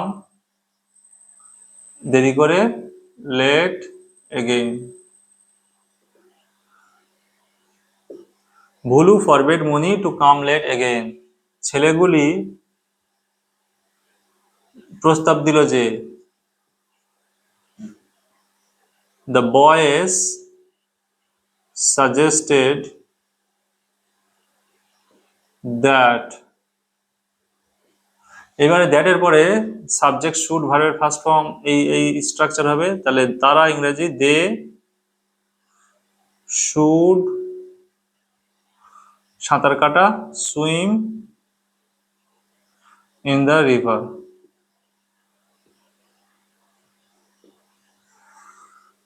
এই স্ট্রাকচারটা কিন্তু হবে যখন এই প্রস্তাব দেওয়া যাবে। তাহলে ছেলেগুলি প্রস্তাব দিল যে তারা নদীতে সাঁতার কাটবে। The boys suggested that they should swim in the river. Chingri আমাকে অনুরোধ করলো। তাহলে চিংড়ি ধরো একটা কার নাম? ছেলে নামে।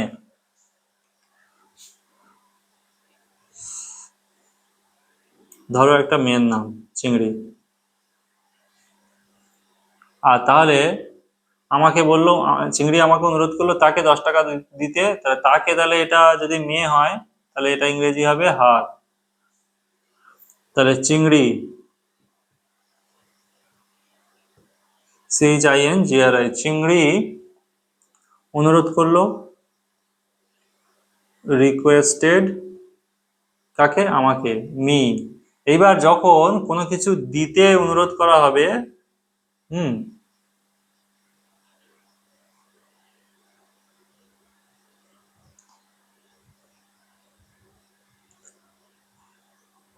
আচ্ছা এইটা বাক্যটা একটু অন্যরকমের লিখি। চিংড়ি আমাকে অনুরোধ করলো তাকে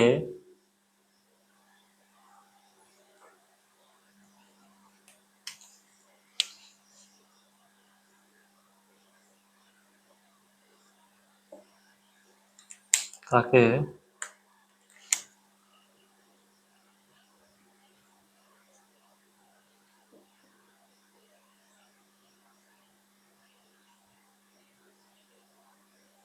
খেলতে দিতে। চিংড়ি আমাকে অনুরোধ করলো তাকে খেলতে দিতে। তাহলে যখন এরকম শুধু যদি থাকতো চিংড়ি আমাকে অনুরোধ করলো তাকে খেলতে দিতে, হ্যাঁ তাকে, আচ্ছা এইরকম যদি থাকে চিংড়ি আমাকে অনুরোধ করলো তাকে খেলতে দিতে, খেলতে দিতে, যখন এইরকম কোনো কিছু করতে অনুরোধ করা হবে খেলতে দিতে, তখন ওই লেটের নিয়মটা করতে হবে একটু।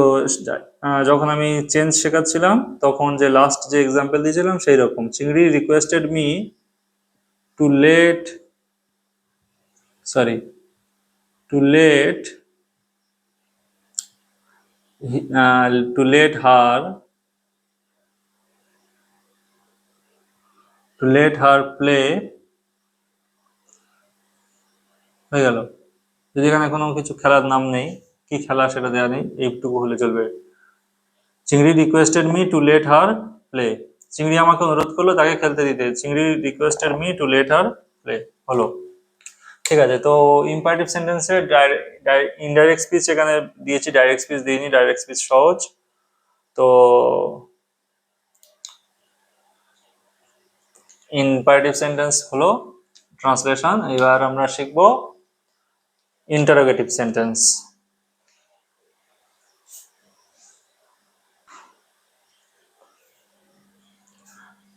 আচ্ছা, এবার আমরা জানবো ইন্টারোগেটিভ সেন্টেন্সের ডাইরেক্ট স্পিচ থেকে ইনডাইরেক্ট স্পিচ কিভাবে যেতে হয়। তো ইন্টারোগেটিভ সেন্টেন্স বা জিজ্ঞাসামূলক বাক্য দুই ধরনের, ইয়েস নো কোশ্চেন আর W H question. Yes no question কি করে চিনতে হয়? ইয়েস নো কোশ্চেনের শুরুতে কি থাকে? একটা অক্সিলারি ভার্ব থাকে, আর শেষে কোশ্চেন মার্ক থাকে। একটা অক্সিলারি ভার্ব থাকে শুরুতে, আর শেষে কোশ্চেন মার্ক। আর ডব্লিউএইচ কোশ্চেনের শুরুতে ডব্লিউএইচ ওয়ার্ড থাকে, আর শেষে কোশ্চেন মার্ক। ডব্লিউএইচ ওয়ার্ড থাকে, কোশ্চেন মার্ক থাকে। এইবার আমরা এটাকে চেঞ্জ করব। আচ্ছা, আমরা রিপোর্টিং ভার্বটা অ্যাসার্টিভ সেন্টেন্সে সেট থাকলে সেট বসিয়ে দিতাম, সেট টু থাকলে টোল করতাম। আর ইম্পারেটিভ সেন্টেন্সে কি করতাম? মনের ভাব অনুযায়ী আদেশ বোঝালে অর্ডার করতাম, অনুরোধ বোঝালে রিকোয়েস্টেড করতাম। কিন্তু ইয়েস নো কোশ্চেন হোক বা ডব্লিউএইচ কোশ্চেন হোক, দুটি ক্ষেত্রে এই রিপোর্টিং ভার্বটা কি হয়ে যায়? আস্কড হয়ে যায়, জিজ্ঞাসা করা। কমল আস্কড, আর টুটা থাকবে না, মি। ঠিক আছে, তাহলে ইন্টারোগেটিভ সেন্টেন্স মাত্রই, সেটা ডব্লিউএইচ কোশ্চেন হোক বা ইয়েস নো কোশ্চেন হোক বা ডব্লিউএইচ কোশ্চেন, রিপোর্টিং ভার্ব সবসময় আস্কড হবে। এবারে জিজ্ঞাসা চিহ্ন এই কমা কোটেশনটা উঠে গিয়ে কি হবে? যখন ইয়েস নো কোশ্চেন হবে তখন ইফ বসাতে পারি বা ওয়েদার বসাতে পারি, এই দুটির মধ্যে যে কোনো একটা। ইফটা বসানোটা বেটার, ওয়েদারটা মুছে দিলাম, ওয়েদারও বসানো যায়। ইফ, আচ্ছা এখানে প্রোনাউন আছে, প্রোনাউনটা তাহলে কাকে বোঝাচ্ছে দেখিনি? কমল আমাকে বলল তুমি কি সিনেমাটা দেখেছিলে, তাহলে এই তুমিটা তাহলে আমাকে বোঝাচ্ছে, তাহলে ইউটা হয়ে যাবে আই, আমি। সাবজেক্ট ফর্ম দিতে হবে। তাহলে ঘুরিয়ে বললে কি হবে? সরি, হ্যাঁ, ঘুরিয়ে বললে কি হবে? কমল আমাকে বললো তুমি কি সিনেমাটা দেখেছিলে, ঘুরিয়ে বললে কি হবে? কমল আমাকে জিজ্ঞাসা করলো আমি সিনেমাটা দেখেছি কিনা, তাহলে তুমিটা আমি হয়ে যাবে আই। এবার ভার্বটা দেওয়ার সময় দেখবো কি এই ভার্বটা পাস্ট টেন্সে আছে, আর কি রিপোর্টিং ভার্বটাও পাস্ট টেন্সে আছে এখানেও। তাহলে ইম্পারেটিভ সেন্টেন্সের অ্যাসার্টিভ সেন্টেন্সের টেন্সের রিপোর্টিং ভার্ব পাস্ট টেন্স হলে ডাইরেক্ট স্পিচে সরি ইনডাইরেক্ট স্পিচের ভার্বটা চেঞ্জ হতো, কিন্তু ইম্পারেটিভ সেন্টেন্সের সময় দেখেছি আমরা টেন্স চেঞ্জ হয় না। কিন্তু আবার ইন্টারোগেটিভ সেন্টেন্সের সময় সেই একই অ্যাসার্টিভ সেন্টেন্সের মতো রিপোর্টিং ভার্ব পাস্ট টেন্স থাকলে এখানে টেন্স চেঞ্জ হবে। ঠিক আছে, আর সাধারণত পাস্ট টেন্সই হয় ইন্টারোগেটিভ সেন্টেন্সের ক্ষেত্রে রিপোর্টিং ভার্ব। তাহলে আমরা টেন্স চেঞ্জ করব, তাহলে এখানে পাস্ট ইনডেফিনিট আছে, আমরা কি করব? পাস্ট পারফেক্ট করব। পাস্ট পারফেক্টের গঠন নিয়ম কি? সাবজেক্ট, হ্যাড, আর ভার্বের থার্ড ফর্ম।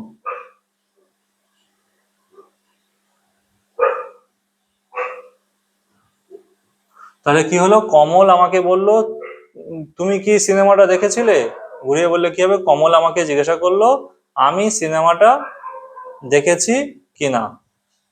এটা করা যাক।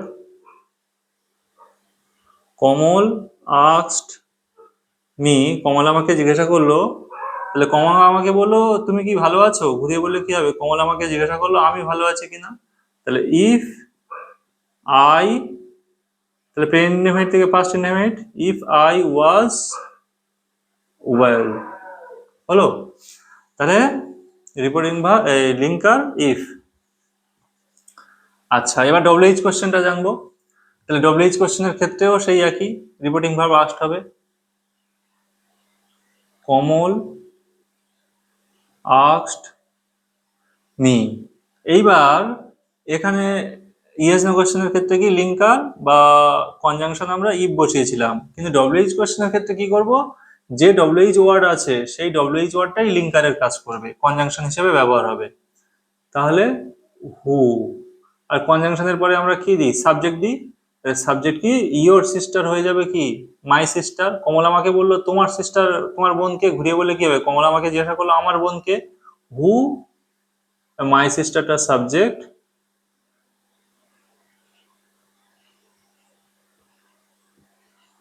আর এখানে পাস্ট টেন্স আছে রিপোর্টিং ভার্ব, তাই এটা পাস্ট টেন্স হবে, ইজটা হয়ে যাবে ওয়াজ।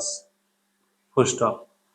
হ্যাঁ, এখানে একটা জিনিস লক্ষ্য রাখতে হবে, ইয়েস নো কোশ্চেন হোক বা ডব্লিউএইচ কোশ্চেন হোক, যখন ইনডাইরেক্ট স্পিচ হবে তখন কিন্তু সব ফুল স্টপই হবে। ডাইরেক্ট স্পিচ থেকে ইনডাইরেক্ট স্পিচ করতে গেলে ইনডাইরেক্ট স্পিচ সবসময়, ডাইরেক্ট স্পিচ যে চিহ্নই থাকুক না কেন, ইনডাইরেক্ট স্পিচ করার সময় সবসময় ফুল স্টপ হবে। কেন হয় ফুল স্টপ? কারণ বাক্যটা সবসময় সাবজেক্ট দিয়ে শুরু হয়, ওই জন্য। কমল asked me who my sister was. Kamal said to me who is my your sister. Kamal asked me who my sister was. Kamal said to me, তাহলে কমল asked me, এই হোয়াইটা লিঙ্কার হিসেবে ব্যবহার হবে হোয়াই। এবার ইউটা দেখি কি হচ্ছে, কমল আমাকে বললো why are you shouting here, কেন তুমি এখানে চিৎকার করছো, তাহলে তুমিটা আমাকে বোঝা যাচ্ছে, তাহলে সাবজেক্ট হবে আই। আচ্ছা, এখানে দেখো প্রেজেন্ট কন্টিনিউয়াস আছে, অ্যামিজার ভার্সের সঙ্গে আইএনজি প্রেজেন্ট কন্টিনিউয়াস আছে, তাহলে টেন্স চেঞ্জ হয়ে পাস্ট কন্টিনিউয়াস হবে, হোয়াই আই ওয়াজ শাউটিং। আর এখানে যদি যেহেতু পাস্ট টেন্স আছে তাই এখানে টেন্সও চেঞ্জ হবে, আর অ্যাডভার্ব থাকলে সেটাও চেঞ্জ হবে, হিয়ারটা হবে দেয়ার। হয়ে গেল। কমল আমাকে বললো কেন তুমি এখানে চিৎকার করছো, ঘুরিয়ে বললে কি হবে, কমল আমাকে জিজ্ঞাসা করলো কেন আমি ওখানে চিৎকার করছি, বা এখানে বললেও সেই একই ইংলিশ হবে। যাই হোক, তাহলে ইন্টারোগেটিভ সেন্টেন্সের yes no question, WH question, direct speech থেকে ইনডাইরেক্ট স্পিচ এই নিয়মে পরিবর্তন করতে হয়। তাহলে কিছু কাজ করা যাক।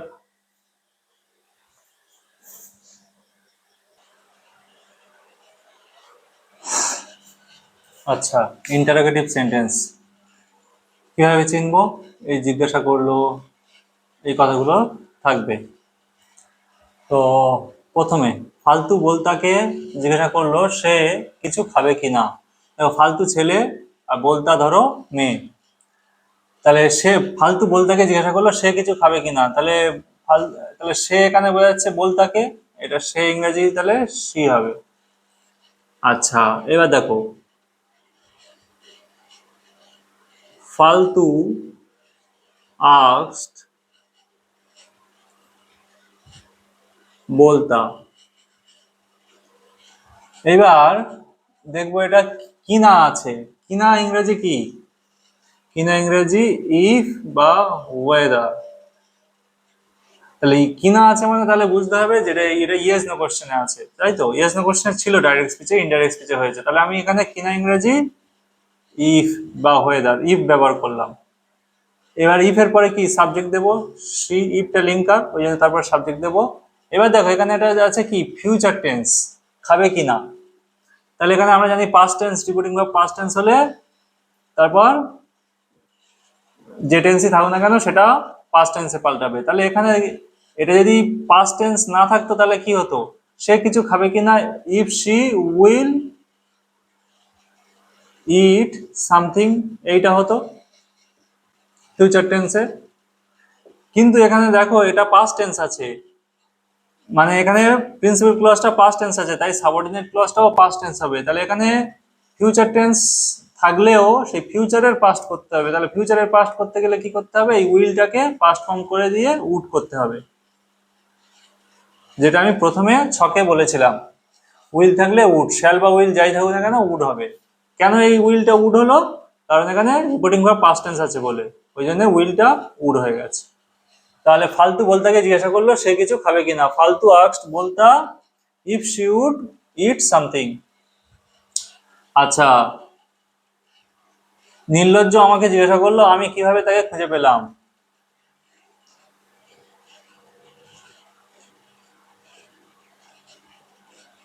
নির্লজ্জ আস্কড মি, এবার দেখো কিভাবে, কিভাবে একটা ডব্লিউএইচ ওয়ার্ড হাউ, তাহলে ডব্লিউএইচ ওয়ার্ডটা নিজেই লিঙ্কার হিসেবে ব্যবহার হয়, তাহলে হাউ দিয়ে দেবো। নির্লজ্জ আস্কড মি হাউ, এবার সাবজেক্ট দেবো হাউ আই, আমি। এবারে ভার্ব দেওয়ার সময় দেখবো কি টেন্স আছে, এটা পাস্ট ইনডেফিনিট টেন্স আছে, আর এখানে দেখছি রিপোর্টিং ভার্বটা পাস্ট টেন্স আছে, তাহলে পাস্ট টেন্স থাকলে এখানে যে টেন্সটা আছে সেইটা চেঞ্জ হবে। তাহলে এখানে পাস্ট ইনডেফিনিট আছে, পাস্ট ইনডেফিনিট থেকে পাল্টে আমরা জানি পাস্ট পারফেক্ট হয়, তাহলে এটা পাস্ট পারফেক্ট করবো।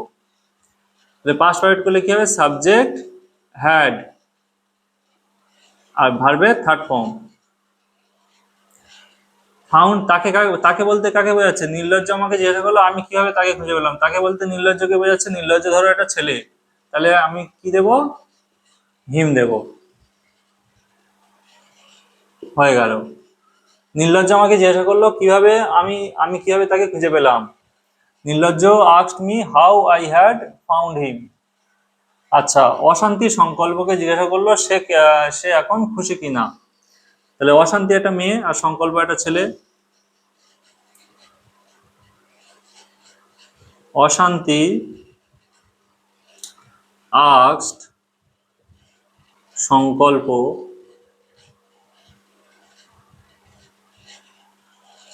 এবারে কিনা আছে, কিনা ইংরেজি হয়ে ইফ বা ওয়েদার। এবার সাবজেক্ট সে কাকে বোঝাচ্ছে? অশান্তি সংকল্পে জিজ্ঞাসা করলো সে এখন খুশি কিনা, সে বলতে সংকল্পকে বোঝাচ্ছে, তাহলে সে ইংরেজি হি দেব। আবার দেখি এটা কি টেন্স আছে, সে এখন খুশি কিনা। তাহলে এখানে কিচ্ছু নেই, মানে এখানে বি ভার্ব আছে, হওয়া বোঝাচ্ছে। কিনাটা বাদ দাও, বুঝতে পারো। সে হয় এখন খুশি, তাহলে হওয়া বোঝাচ্ছে প্রেজেন্ট ইনডেফিনিট, কিন্তু এখানে রিপোর্টিং পাস্ট আছে, তাই এটা পাস্ট ইনডেফিনিট হয়ে যাবে। তাহলে হি ইজ হওয়ার কথা ছিল, সেটা হয়ে যাবে হি ওয়াজ। আর তারপর হ্যাপি হবে। আর আর এখন ইংরেজি নাও, কিন্তু যেহেতু রিপোর্টিং পাস্ট টেন্সে আছে, তাই রিপোর্টিং নাওটাও এখানে যেমন ইজ থেকে ওয়াজ হয়েছে, ঠিক ওই রকম নাওটাও দেন হয়ে যাবে। অশান্তি সংকল্পকে জিজ্ঞাসা করলো সে এখন খুশি কিনা। অশান্তি আস্কড সংকল্প ইফ হি ওয়াজ হ্যাপি দেন। ঠিক আছে। আমি পার্থক্য, পার্থক্য একটা ছেলের নাম। আমি পার্থক্যকে জিজ্ঞাসা করলাম সে কতদিন জ্বরে ভুগছে। তাহলে আই আস্কড পার্থক্য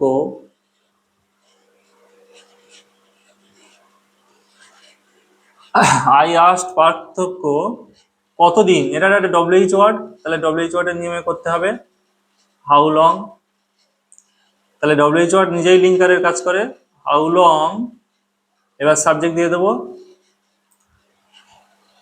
আর সে কাকে বোঝাচ্ছে? আমি পার্থক্যকে জিজ্ঞাসা করলাম, তাহলে সে পার্থক্যকে বোঝাচ্ছে, পার্থক্য ছেলে, ওই জন্য হি দেব। আচ্ছা, এইবারে জ্বরে ভুগছে। এবার দেখবো এটা প্রেজেন্ট পারফেক্ট কন্টিনিউয়াসে আছে। কতদিন জ্বরে ভুগছে, প্রেজেন্ট পারফেক্ট কন্টিনিউয়াস, কিন্তু এটা রিপিটিং পাস্ট আছে বলে এটা পাস্ট পারফেক্ট কন্টিনিউয়াস করব। How long he had been suffering from fever, জ্বরে ভুগছে। তাহলে আমি পার্থক্যকে জিজ্ঞাসা করলাম সে কতদিন জ্বরে ভুগছে। আই আস্কড পার্থক্য how long he had been suffering from fever.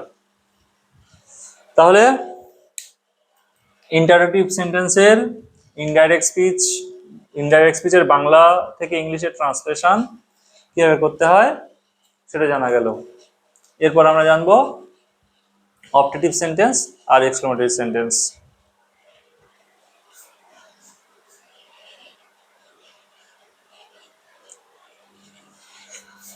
আচ্ছা, অপটেটিভ সেন্টেন্স কাকে বলে? তাহলে যে সেন্টেন্সের দ্বারা কি বোঝায়? কামনা বা প্রার্থনা বোঝায়। যেমন কমল আমাকে বলল তুমি শীঘ্রই সেরে ওঠো, মানে এটা কমল কামনা করছে। কমল বলল মে গড ফরগিভ ইউ, ঈশ্বর তোমাকে ক্ষমা করুক, এটাও কামনা বোঝাচ্ছে বা প্রার্থনা বোঝাচ্ছে।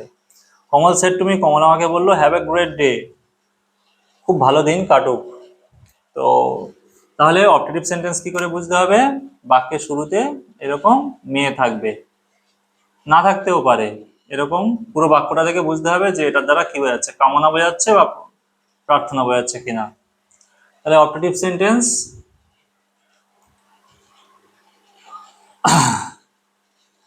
হ্যাঁ এবার বলি অপটেটিভ সেন্টেন্সের ক্ষেত্রে এই যে রিপোর্টিং ভার্বটা থাকে সেটা কি হয়ে যায়? সেটা হয়ে যায় উইশড। হলো। এইবার অপটেটিভ সেন্টেন্সের ক্ষেত্রে সাধারণত এই অবজেক্টটা দেওয়া হয় না রিপোর্টিং ভার্বের পরে। তাহলে এটাকে কি করতে হয়? এটাকে কোটেশন মার্কসের ভিতরে যে প্রোনাউন আছে সেই প্রোনাউনটাকে এই এই অবজেক্ট অনুযায়ী চেঞ্জ করতে হয়। কিন্তু এখানে সাধারণত বসানো হয় না। তাহলে এইবার আমরা কি বসাবো? দ্যাট বসাবো। Kamal said to me, Kamal wish that. দেখো, কমল আমাকে বললো তুমি শীঘ্রই সেরে ওঠো। ঘুরিয়ে বলে কি হবে? কমল কামনা করলো যে, ইউটা তাহলে কি আমাকে বোঝাচ্ছে, আমি শীঘ্রই সেরে উঠি, তাহলে আই। আচ্ছা, এই ক্ষেত্রে বলে দিই, এখানে মে থেকে মাইট করা যায়, যেহেতু রিপোর্টিং পাস্ট আছে, মে থেকে মাইট করা যায় বা উড করা যায়। এবং কামনামূলক বাক্যের ক্ষেত্রে আমরা মাইট করতে পারি বা উড করতে পারি। তারপর ভার্বের ফার্স্ট ফর্ম যেমন আছে বসে যাবে, গেট ওয়েল সুন। তাহলে রিপোর্টিং পাস্ট টেন্স ছিল বলে মেয়েটা মাইট হয়েছে, মাইট করতে পারি বা উড করতে পারি, এটাও পাস্ট ফর্ম। তারপর ভার্বের ফার্স্ট ফর্ম আদার্স বসে যাবে। তাহলে কমল আমাকে বললো তুমি শীঘ্রই সেরে ওঠো, ঘুরিয়ে বললে কি হবে? কমল কামনা করলো যে আমি শীঘ্রই সেরে উঠি।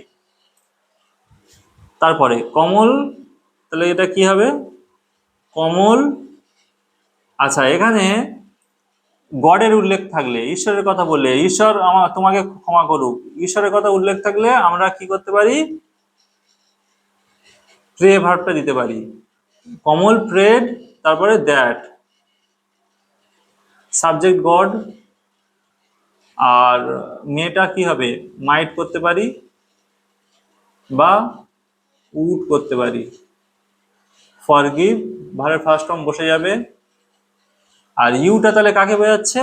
ধরে নিচ্ছি কমল আমাকে বললো যে ঈশ্বর আমাকে ক্ষমা করুক, তাহলে আমাকে বললে তাহলে ফরগিভ মি করে নিচ্ছি। তাহলে কমল প্রেড দ্যাট, কমল প্রার্থনা করলো যে ঈশ্বর আমাকে ক্ষমা করুক, কিন্তু আমাকেটা এখানে দেওয়া নেই, তবু আমি ধরে নিয়েছি ইউটা আমাকে বোঝাচ্ছে। অন্য কিছুও ধরে নেওয়া যেতে পারে, এখানে ইউ মিটা হিমও করা যায়, হিম বা হার যা কিছু করা যায়। কমল সেড টু মি, কমল আমাকে বললো হ্যাভ এ গ্রেট ডে, ভালো দিন কাটুক, তাহলে কি করব? কমল উইশড দ্যাট। আচ্ছা, হ্যাভ এ গ্রেট ডে বলতে এখানে কিন্তু কি উচ্চ আছে বলো তো? এখানে ইউ উচ্চ আছে। তাহলে ইউ উচ্চ থাকলে তাহলে ইউটা কাকে বোঝাচ্ছে? তাহলে মিটাকে বোঝাচ্ছে। তাহলে মিটাকে বোঝালে মি সাবজেক্ট হয়ে যাবে আই। আর তারপরে আমরা কি মাইট বা উড দেব? ধরো এখানে আমি উড দিলাম, আই উড, আর বাদ বাকি হ্যাভ থেকে পুরোটা বসে যাবে, হ্যাভ আ গ্রেট ডে। তাহলে কমল আমাকে বলল ভালো দিন কাটুক, বলতে বোঝাচ্ছে তোমার ভালো দিন কাটুক। তাহলে হয়ে গেল কি? কমল কামনা করলো যে আমার ভালো দিন কাটুক। ঠিক আছে? তো এইভাবে অবজেক্টিভ সেন্টেন্সে ডাইরেক্ট স্পিচ থেকে ইনডাইরেক্ট স্পিচ করতে হয়। আর এর থেকে কয়েকটা ট্রান্সলেশন করা যাক।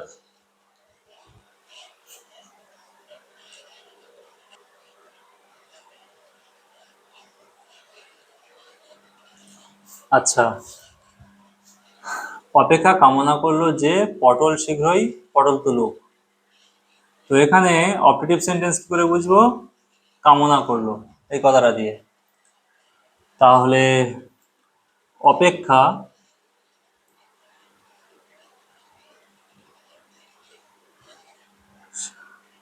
কামনা করলো, উইশড, তারপর লিঙ্কার বা কনজাংশন দ্যাট। অপেক্ষা উইশড দ্যাট পটল, পটল একটা ছেলে, অপেক্ষা একটা মেয়ে, পিএ পিএ পটল, আর পটল শীঘ্রই পটল তুলুক, পটল তুলুক মানে মারা যাক। তো এটা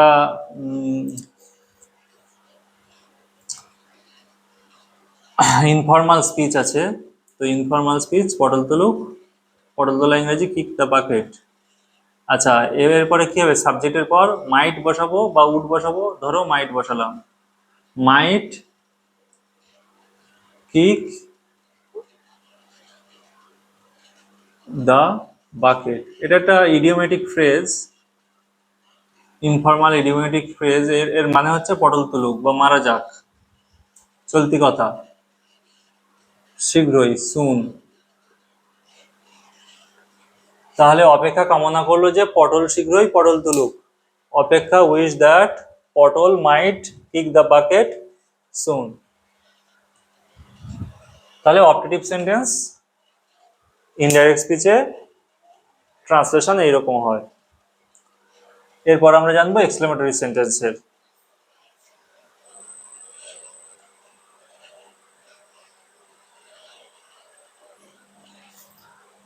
আচ্ছা, এক্সক্লেমেটরি সেন্টেন্স মানে যে আবেগসূচক বাক্য, যে সেন্টেন্সের দ্বারা আমাদের বিভিন্ন আবেগ, রাগ, ভয়, আনন্দ, ঘৃণা, দুঃখ এই আবেগগুলো প্রকাশ পায় যে সেন্টেন্সের দ্বারা, সেই সেন্টেন্সকে বলে এক্সক্লেমেটরি সেন্টেন্স।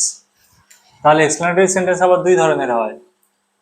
এরকম ইন্টারজেকশন দিয়ে শুরু এক্সক্লেমেটরি সেন্টেন্স থাকতে পারে, হুররে, এলাস, হুররে মানে কি আনন্দ, এলাস মানে কি দুঃখ বা হায়রে, এইরকম দিয়ে শুরু হতে পারে।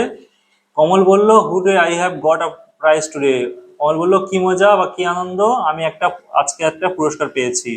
বা কমল সেড এলাস হায়রে we lost the match again, আমরা আবার ম্যাচটা হারলাম। তো এই ধরনের এক্সক্লেমেটরি সেন্টেন্স এক ধরনের হয়। এক্সক্লেমেটরি সেন্টেন্স কি করে বুঝবো? এই ইন্টারজেকশন দিয়ে শুরু, আবার আর এই চিহ্নটা থাকবে, এক্সক্লেমেশন মার্ক বলে এটাকে। আর আরেক ধরনের এক্সক্লেমেটরি সেন্টেন্স আছে কেমন? কমল আমাকে বলল what a man you are, তুমি কি লোক, তুমি কি লোক, মানে বলতে যাচ্ছে যে তুমি খুব মহান লোক বা খুব ভালো লোক বা খুব খারাপ লোক, এরকম বোঝাচ্ছে। Kamal said to me, Kamal আমাকে বললো how beautifully you are drawing, কি সুন্দরভাবে তুমি আঁকছো, মানে এইরকম মানে বিস্ময় বোঝাচ্ছে। ঠিক আছে, এই দুটো সেন্টেন্সের দ্বারা। দেখো এখানে হোয়াট দিয়ে শুরু হলে কিন্তু ডব্লিউএইচ কোশ্চেন না, এটা এটা শেষে এক্সক্লেমেশন মার্ক আছে, তাহলে এটা এক্সক্লেমেটরি সেন্টেন্স। তাহলে এই দুই ধরনের এক্সক্লেমেটরি সেন্টেন্স হয়, ইন্টারজেকশন দিয়ে শুরু এক্সক্লেমেটরি সেন্টেন্স, আর হোয়াট বা হাউ দিয়ে শুরু এক্সক্লেমেটরি সেন্টেন্স। তাহলে কিভাবে ইনডাইরেক্ট স্পিচে পরিবর্তন করা হয় সেটা জানবো। তাহলে যখন এরকম ইন্টারজেকশন দিয়ে শুরু হবে তখন কি করব? কমল আর রিপোর্টিং ভার্বটা পাল্টে কি করব? এক্সক্লেমেটরি সেন্টেন্সের ক্ষেত্রে সেটা ইন্টারজেকশন দিয়ে শুরু হোক বা হোয়াট হাউ দিয়ে শুরু হোক, আমরা রিপোর্টিং ভার্ব সবসময় এই এক্সক্লেম করব। এক্সক্লেম মানে বিস্ময় প্রকাশ করে বলা, পাস্ট টেন্স এক্সক্লেমড মানে এটার মানে আবেগ প্রকাশ, বিস্ময় প্রকাশ করে বলা, আবেগ প্রকাশ করে বলা। এক্সক্লেমড দ্যাট, এবার রিপোর্টিং ভার্ব দেব দ্যাট। আচ্ছা, এখানে একটা কথা বলে দিই, এই কনজাংশনটার দ্বারা কি বোঝাচ্ছে? আনন্দ বোঝাচ্ছে, তাই আনন্দ বোঝানোর জন্য এই রিপোর্টিং ভার্বটার পরে কি দেবো? Exclaimed with Deloitte. ডিলাইট দিতে পারি বা জয় দিতে পারি, যা কিছু দিতে পারি। এক্সক্লেমড উইথ ডিলাইট, এইবারে দেব দ্যাট। তাহলে এই হুররে কনজাংশনটার জন্য উইথ ডিলাইট এই ফ্রেজটা এসছে, তারপরে লিঙ্কার বা কনজাংশন দ্যাট দেব। এইবারে দ্যাটের পরে দেখো দেয়ার মানে এই এই কনজাংশনটার পরিবর্তে দেওয়া হয়ে গেল। এইবারে দেখো অ্যাসার্টিভ সেন্টেন্স আছে, আই সাবজেক্ট হ্যাজ এ ভার্বের থার্ড ফর্ম, দেখো এখানে টেন্স আছে, প্রেজেন্ট পারফেক্ট টেন্স আছে, আর এখানে দেখো রিপোর্টিং ভার্ব পাস্ট টেন্স আছে। তাহলে পাস্ট টেন্স থাকলে তাহলে টেন্স পাল্টাবে, তাহলে প্রেজেন্ট পারফেক্ট থেকে পাস্ট পারফেক্ট করব। আইটা কাকে বোঝাচ্ছে? কমলকে বোঝাচ্ছে, তাহলে কমলকে বোঝালে হি হবে। আর প্রেজেন্ট পারফেক্ট থেকে past perfect, he had got a prize. আর টুডে থেকে যেহেতু পাস্ট টেন্স আছে, টুডে থেকে দ্যাট ডে হবে। তাহলে কি হলো? কমল বলল কি মজা, আমি আজকে একটা পুরস্কার পেয়েছি। তাহলে কমল আনন্দে বিস্ময় প্রকাশ করে বলল যে সে আজকে একটা পুরস্কার পেয়েছে। এটা কি কি হবে তাহলে? কমল এক্সক্লেমড উইথ, আচ্ছা এইবারে দেখো এলাস মানে দুঃখ বোঝাচ্ছে, তাহলে দুঃখ বোঝালে কি হবে? Exclaimed with sorrow. সরো দিতে পারি বা গ্রিফ দিতে পারি, গ্রিফ স্পেলিং হচ্ছে GRIEF। সরো দিতে পারি বা গ্রিফ দিতে পারি, আমি সরো দিলাম। উইথ সরো দ্যাট উই, তাহলে কমল আছে, তাহলে ঘুরিয়ে বললে দে হবে।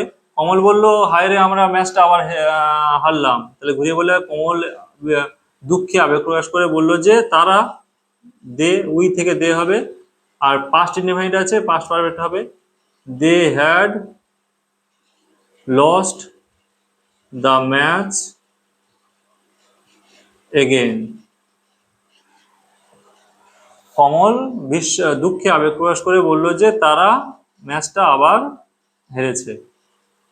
আচ্ছা, Kamal said to me, Kamal আমাকে বললো what a man you R.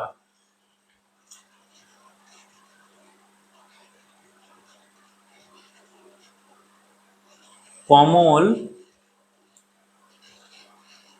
Exclaimed. আচ্ছা, এই ক্ষেত্রে বিস্ময় প্রকাশ করছে, এখানে এক্সক্লেমড উইথ ওয়ান্ডার দিতে পারি বা সারপ্রাইজ দিতে পারি, এক্সক্লেমড উইথ ওয়ান্ডার দিতে পারি বা সারপ্রাইজ দিতে পারি। আবার আমি এটা এইটুকু নাও দিতে পারি, ঠিক আছে, শুধু এইটুকু দিতে পারি যখন হোয়াট বা হাউ দিয়ে শুরু হবে, এইটুকু দিলেও চলবে, এক্সক্লেমড দ্যাট, কারণ এইটুকুর মানেই বিস্ময় প্রকাশ করে বলা। Exclaimed that. এবারে এবারে দেখো এই ধরনের সেন্টেন্সে, এক্সক্লেমেটরি সেন্টেন্সে সাবজেক্ট আর ভার্ব শেষে থাকে। সাবজেক্ট আর ভার্ব শেষ থেকে নিয়ে আসতে কি হবে, ইউটা কাকে বোঝাচ্ছে, মি কে বোঝাচ্ছে, আমাকে বোঝাচ্ছে, তাহলে আই হবে। আর আরটা পাস্ট টেন্সে, তাহলে রিপিটিং ভার্ব পাস্ট টেন্স আছে, তাই এটা পাস্ট টেন্স হবে, আই ওয়াজ। এইবারে দেখো পড়ে রয়েছে কি, এই হোয়াট এর জন্য হোয়াটটা উঠে গিয়ে ভেরি বা গ্রেট বসবে। আর কখন ভেরি বসবে কখন গ্রেট বসবে, তারপরে কি আছে, তারপরে যদি নাউন থাকে তাহলে, নাউন থাকলে এই হোয়াট উঠে গিয়ে তার আগে গ্রেট বসবে। আর যদি অ্যাডজেক্টিভ বা অ্যাডভার্ব থাকে তাহলে তার আগে ভেরি বসবে। তাহলে এখানে নাউন আছে, তাই আমাকে কি বসাবো, গ্রেট বসাবো। I was a great man. তাহলে কমল আমাকে বললো what a man you are, তুমি তুমি কি লোক, তুমি কি লোক মাইরি, এইরকম। কমল এক্সক্লেম দ্যাট, কমল বিস্ময় প্রকাশ করে বললো যে I was a great man, আমি খুব ভালো লোক, এইরকম বোঝাবে, যদিও আমি ভালো লোক নয়। তারপর কমল exclaimed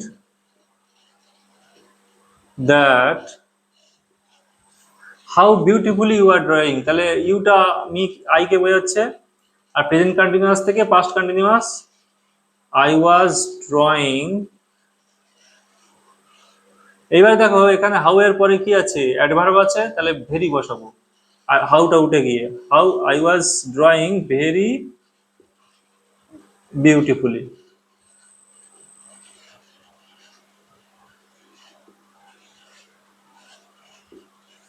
তাহলে কমল আমাকে বললো কি সুন্দরভাবে তুমি আঁকছো, ঘুরিয়ে বললে কি হবে, কমল বিস্ময় প্রকাশ করে বললো যে আমি খুব সুন্দরভাবে আঁকছি।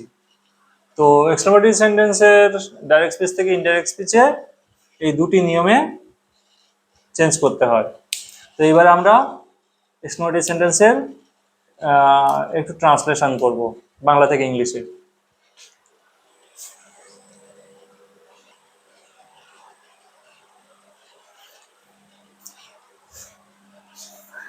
এবার জানবো এক্সক্লেমেটরি সেন্টেন্সের ইনডাইরেক্ট স্পিচে বাংলা কেমন হয় আর সেটা থেকে ট্রান্সলেশন কিভাবে করতে হয়। আচ্ছা, এই বিস্ময় প্রকাশ করে বলল, এমন থাকলে বা আনন্দে আবেগপ্রবণ হয়ে বললো, এইরকম থাকলে বুঝতে হবে সেটা এক্সক্লেমেটরি সেন্টেন্সে ইনডাইরেক্ট স্পিচে আছে। যাই হোক, অলস, ধরো অলস একটা ছেলের নাম, তাহলে সে ইংরেজি অলস বিস্ময় প্রকাশ করে বললো যে সে একটা খুব বড় মাছ দেখেছে, তাহলে এখানে অলস ছেলে যদি হয় তাহলে সে ইংরেজি হি হবে। মিথ্যালতা আনন্দে আবেগপ্রবণ হয়ে বললো যে সে আজ অনেক বন্ধু বানিয়েছে, তাহলে এখানে তাহলে মিথ্যালতা একটা মেয়ের নাম যদি হয় সে ইংরেজি সি হবে। যাই হোক, অলস, অলস বিস্ময় প্রকাশ করে বলল,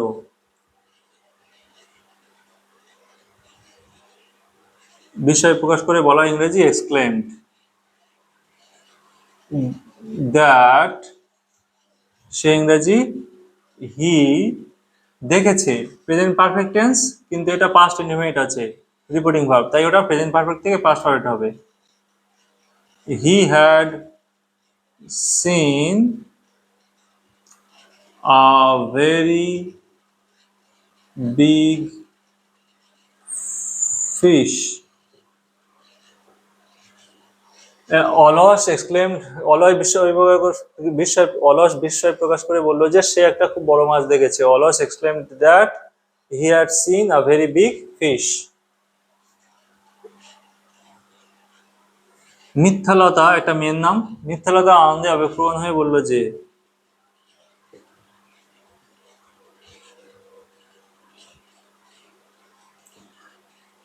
মিথ্যালতা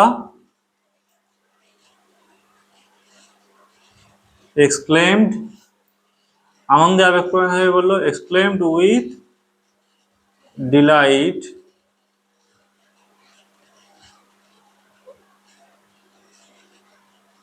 দ্যাট। মিথ্যালতা আনন্দে আবেগপ্রবণ হয়ে বলল যে সে, শি বানিয়েছে, প্রেজেন্ট পারফেক্ট থেকে past perfect, she had made many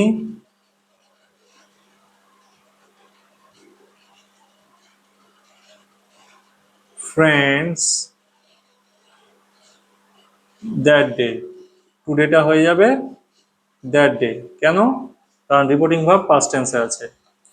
তাহলে মিথ্যালতা আনন্দে আবেগপ্রবণ হয়ে বলল যে সে আজ অনেক বন্ধু বানিয়েছে। Mithyalata exclaimed with delight that she had made many friends that day.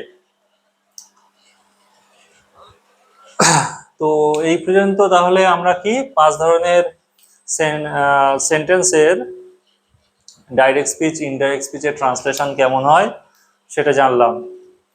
তো আজকের ক্লাসটি এই পর্যন্তই রইল। দেখা হচ্ছে পার্ট 5 এর ক্লাসে। ঠিক আছে।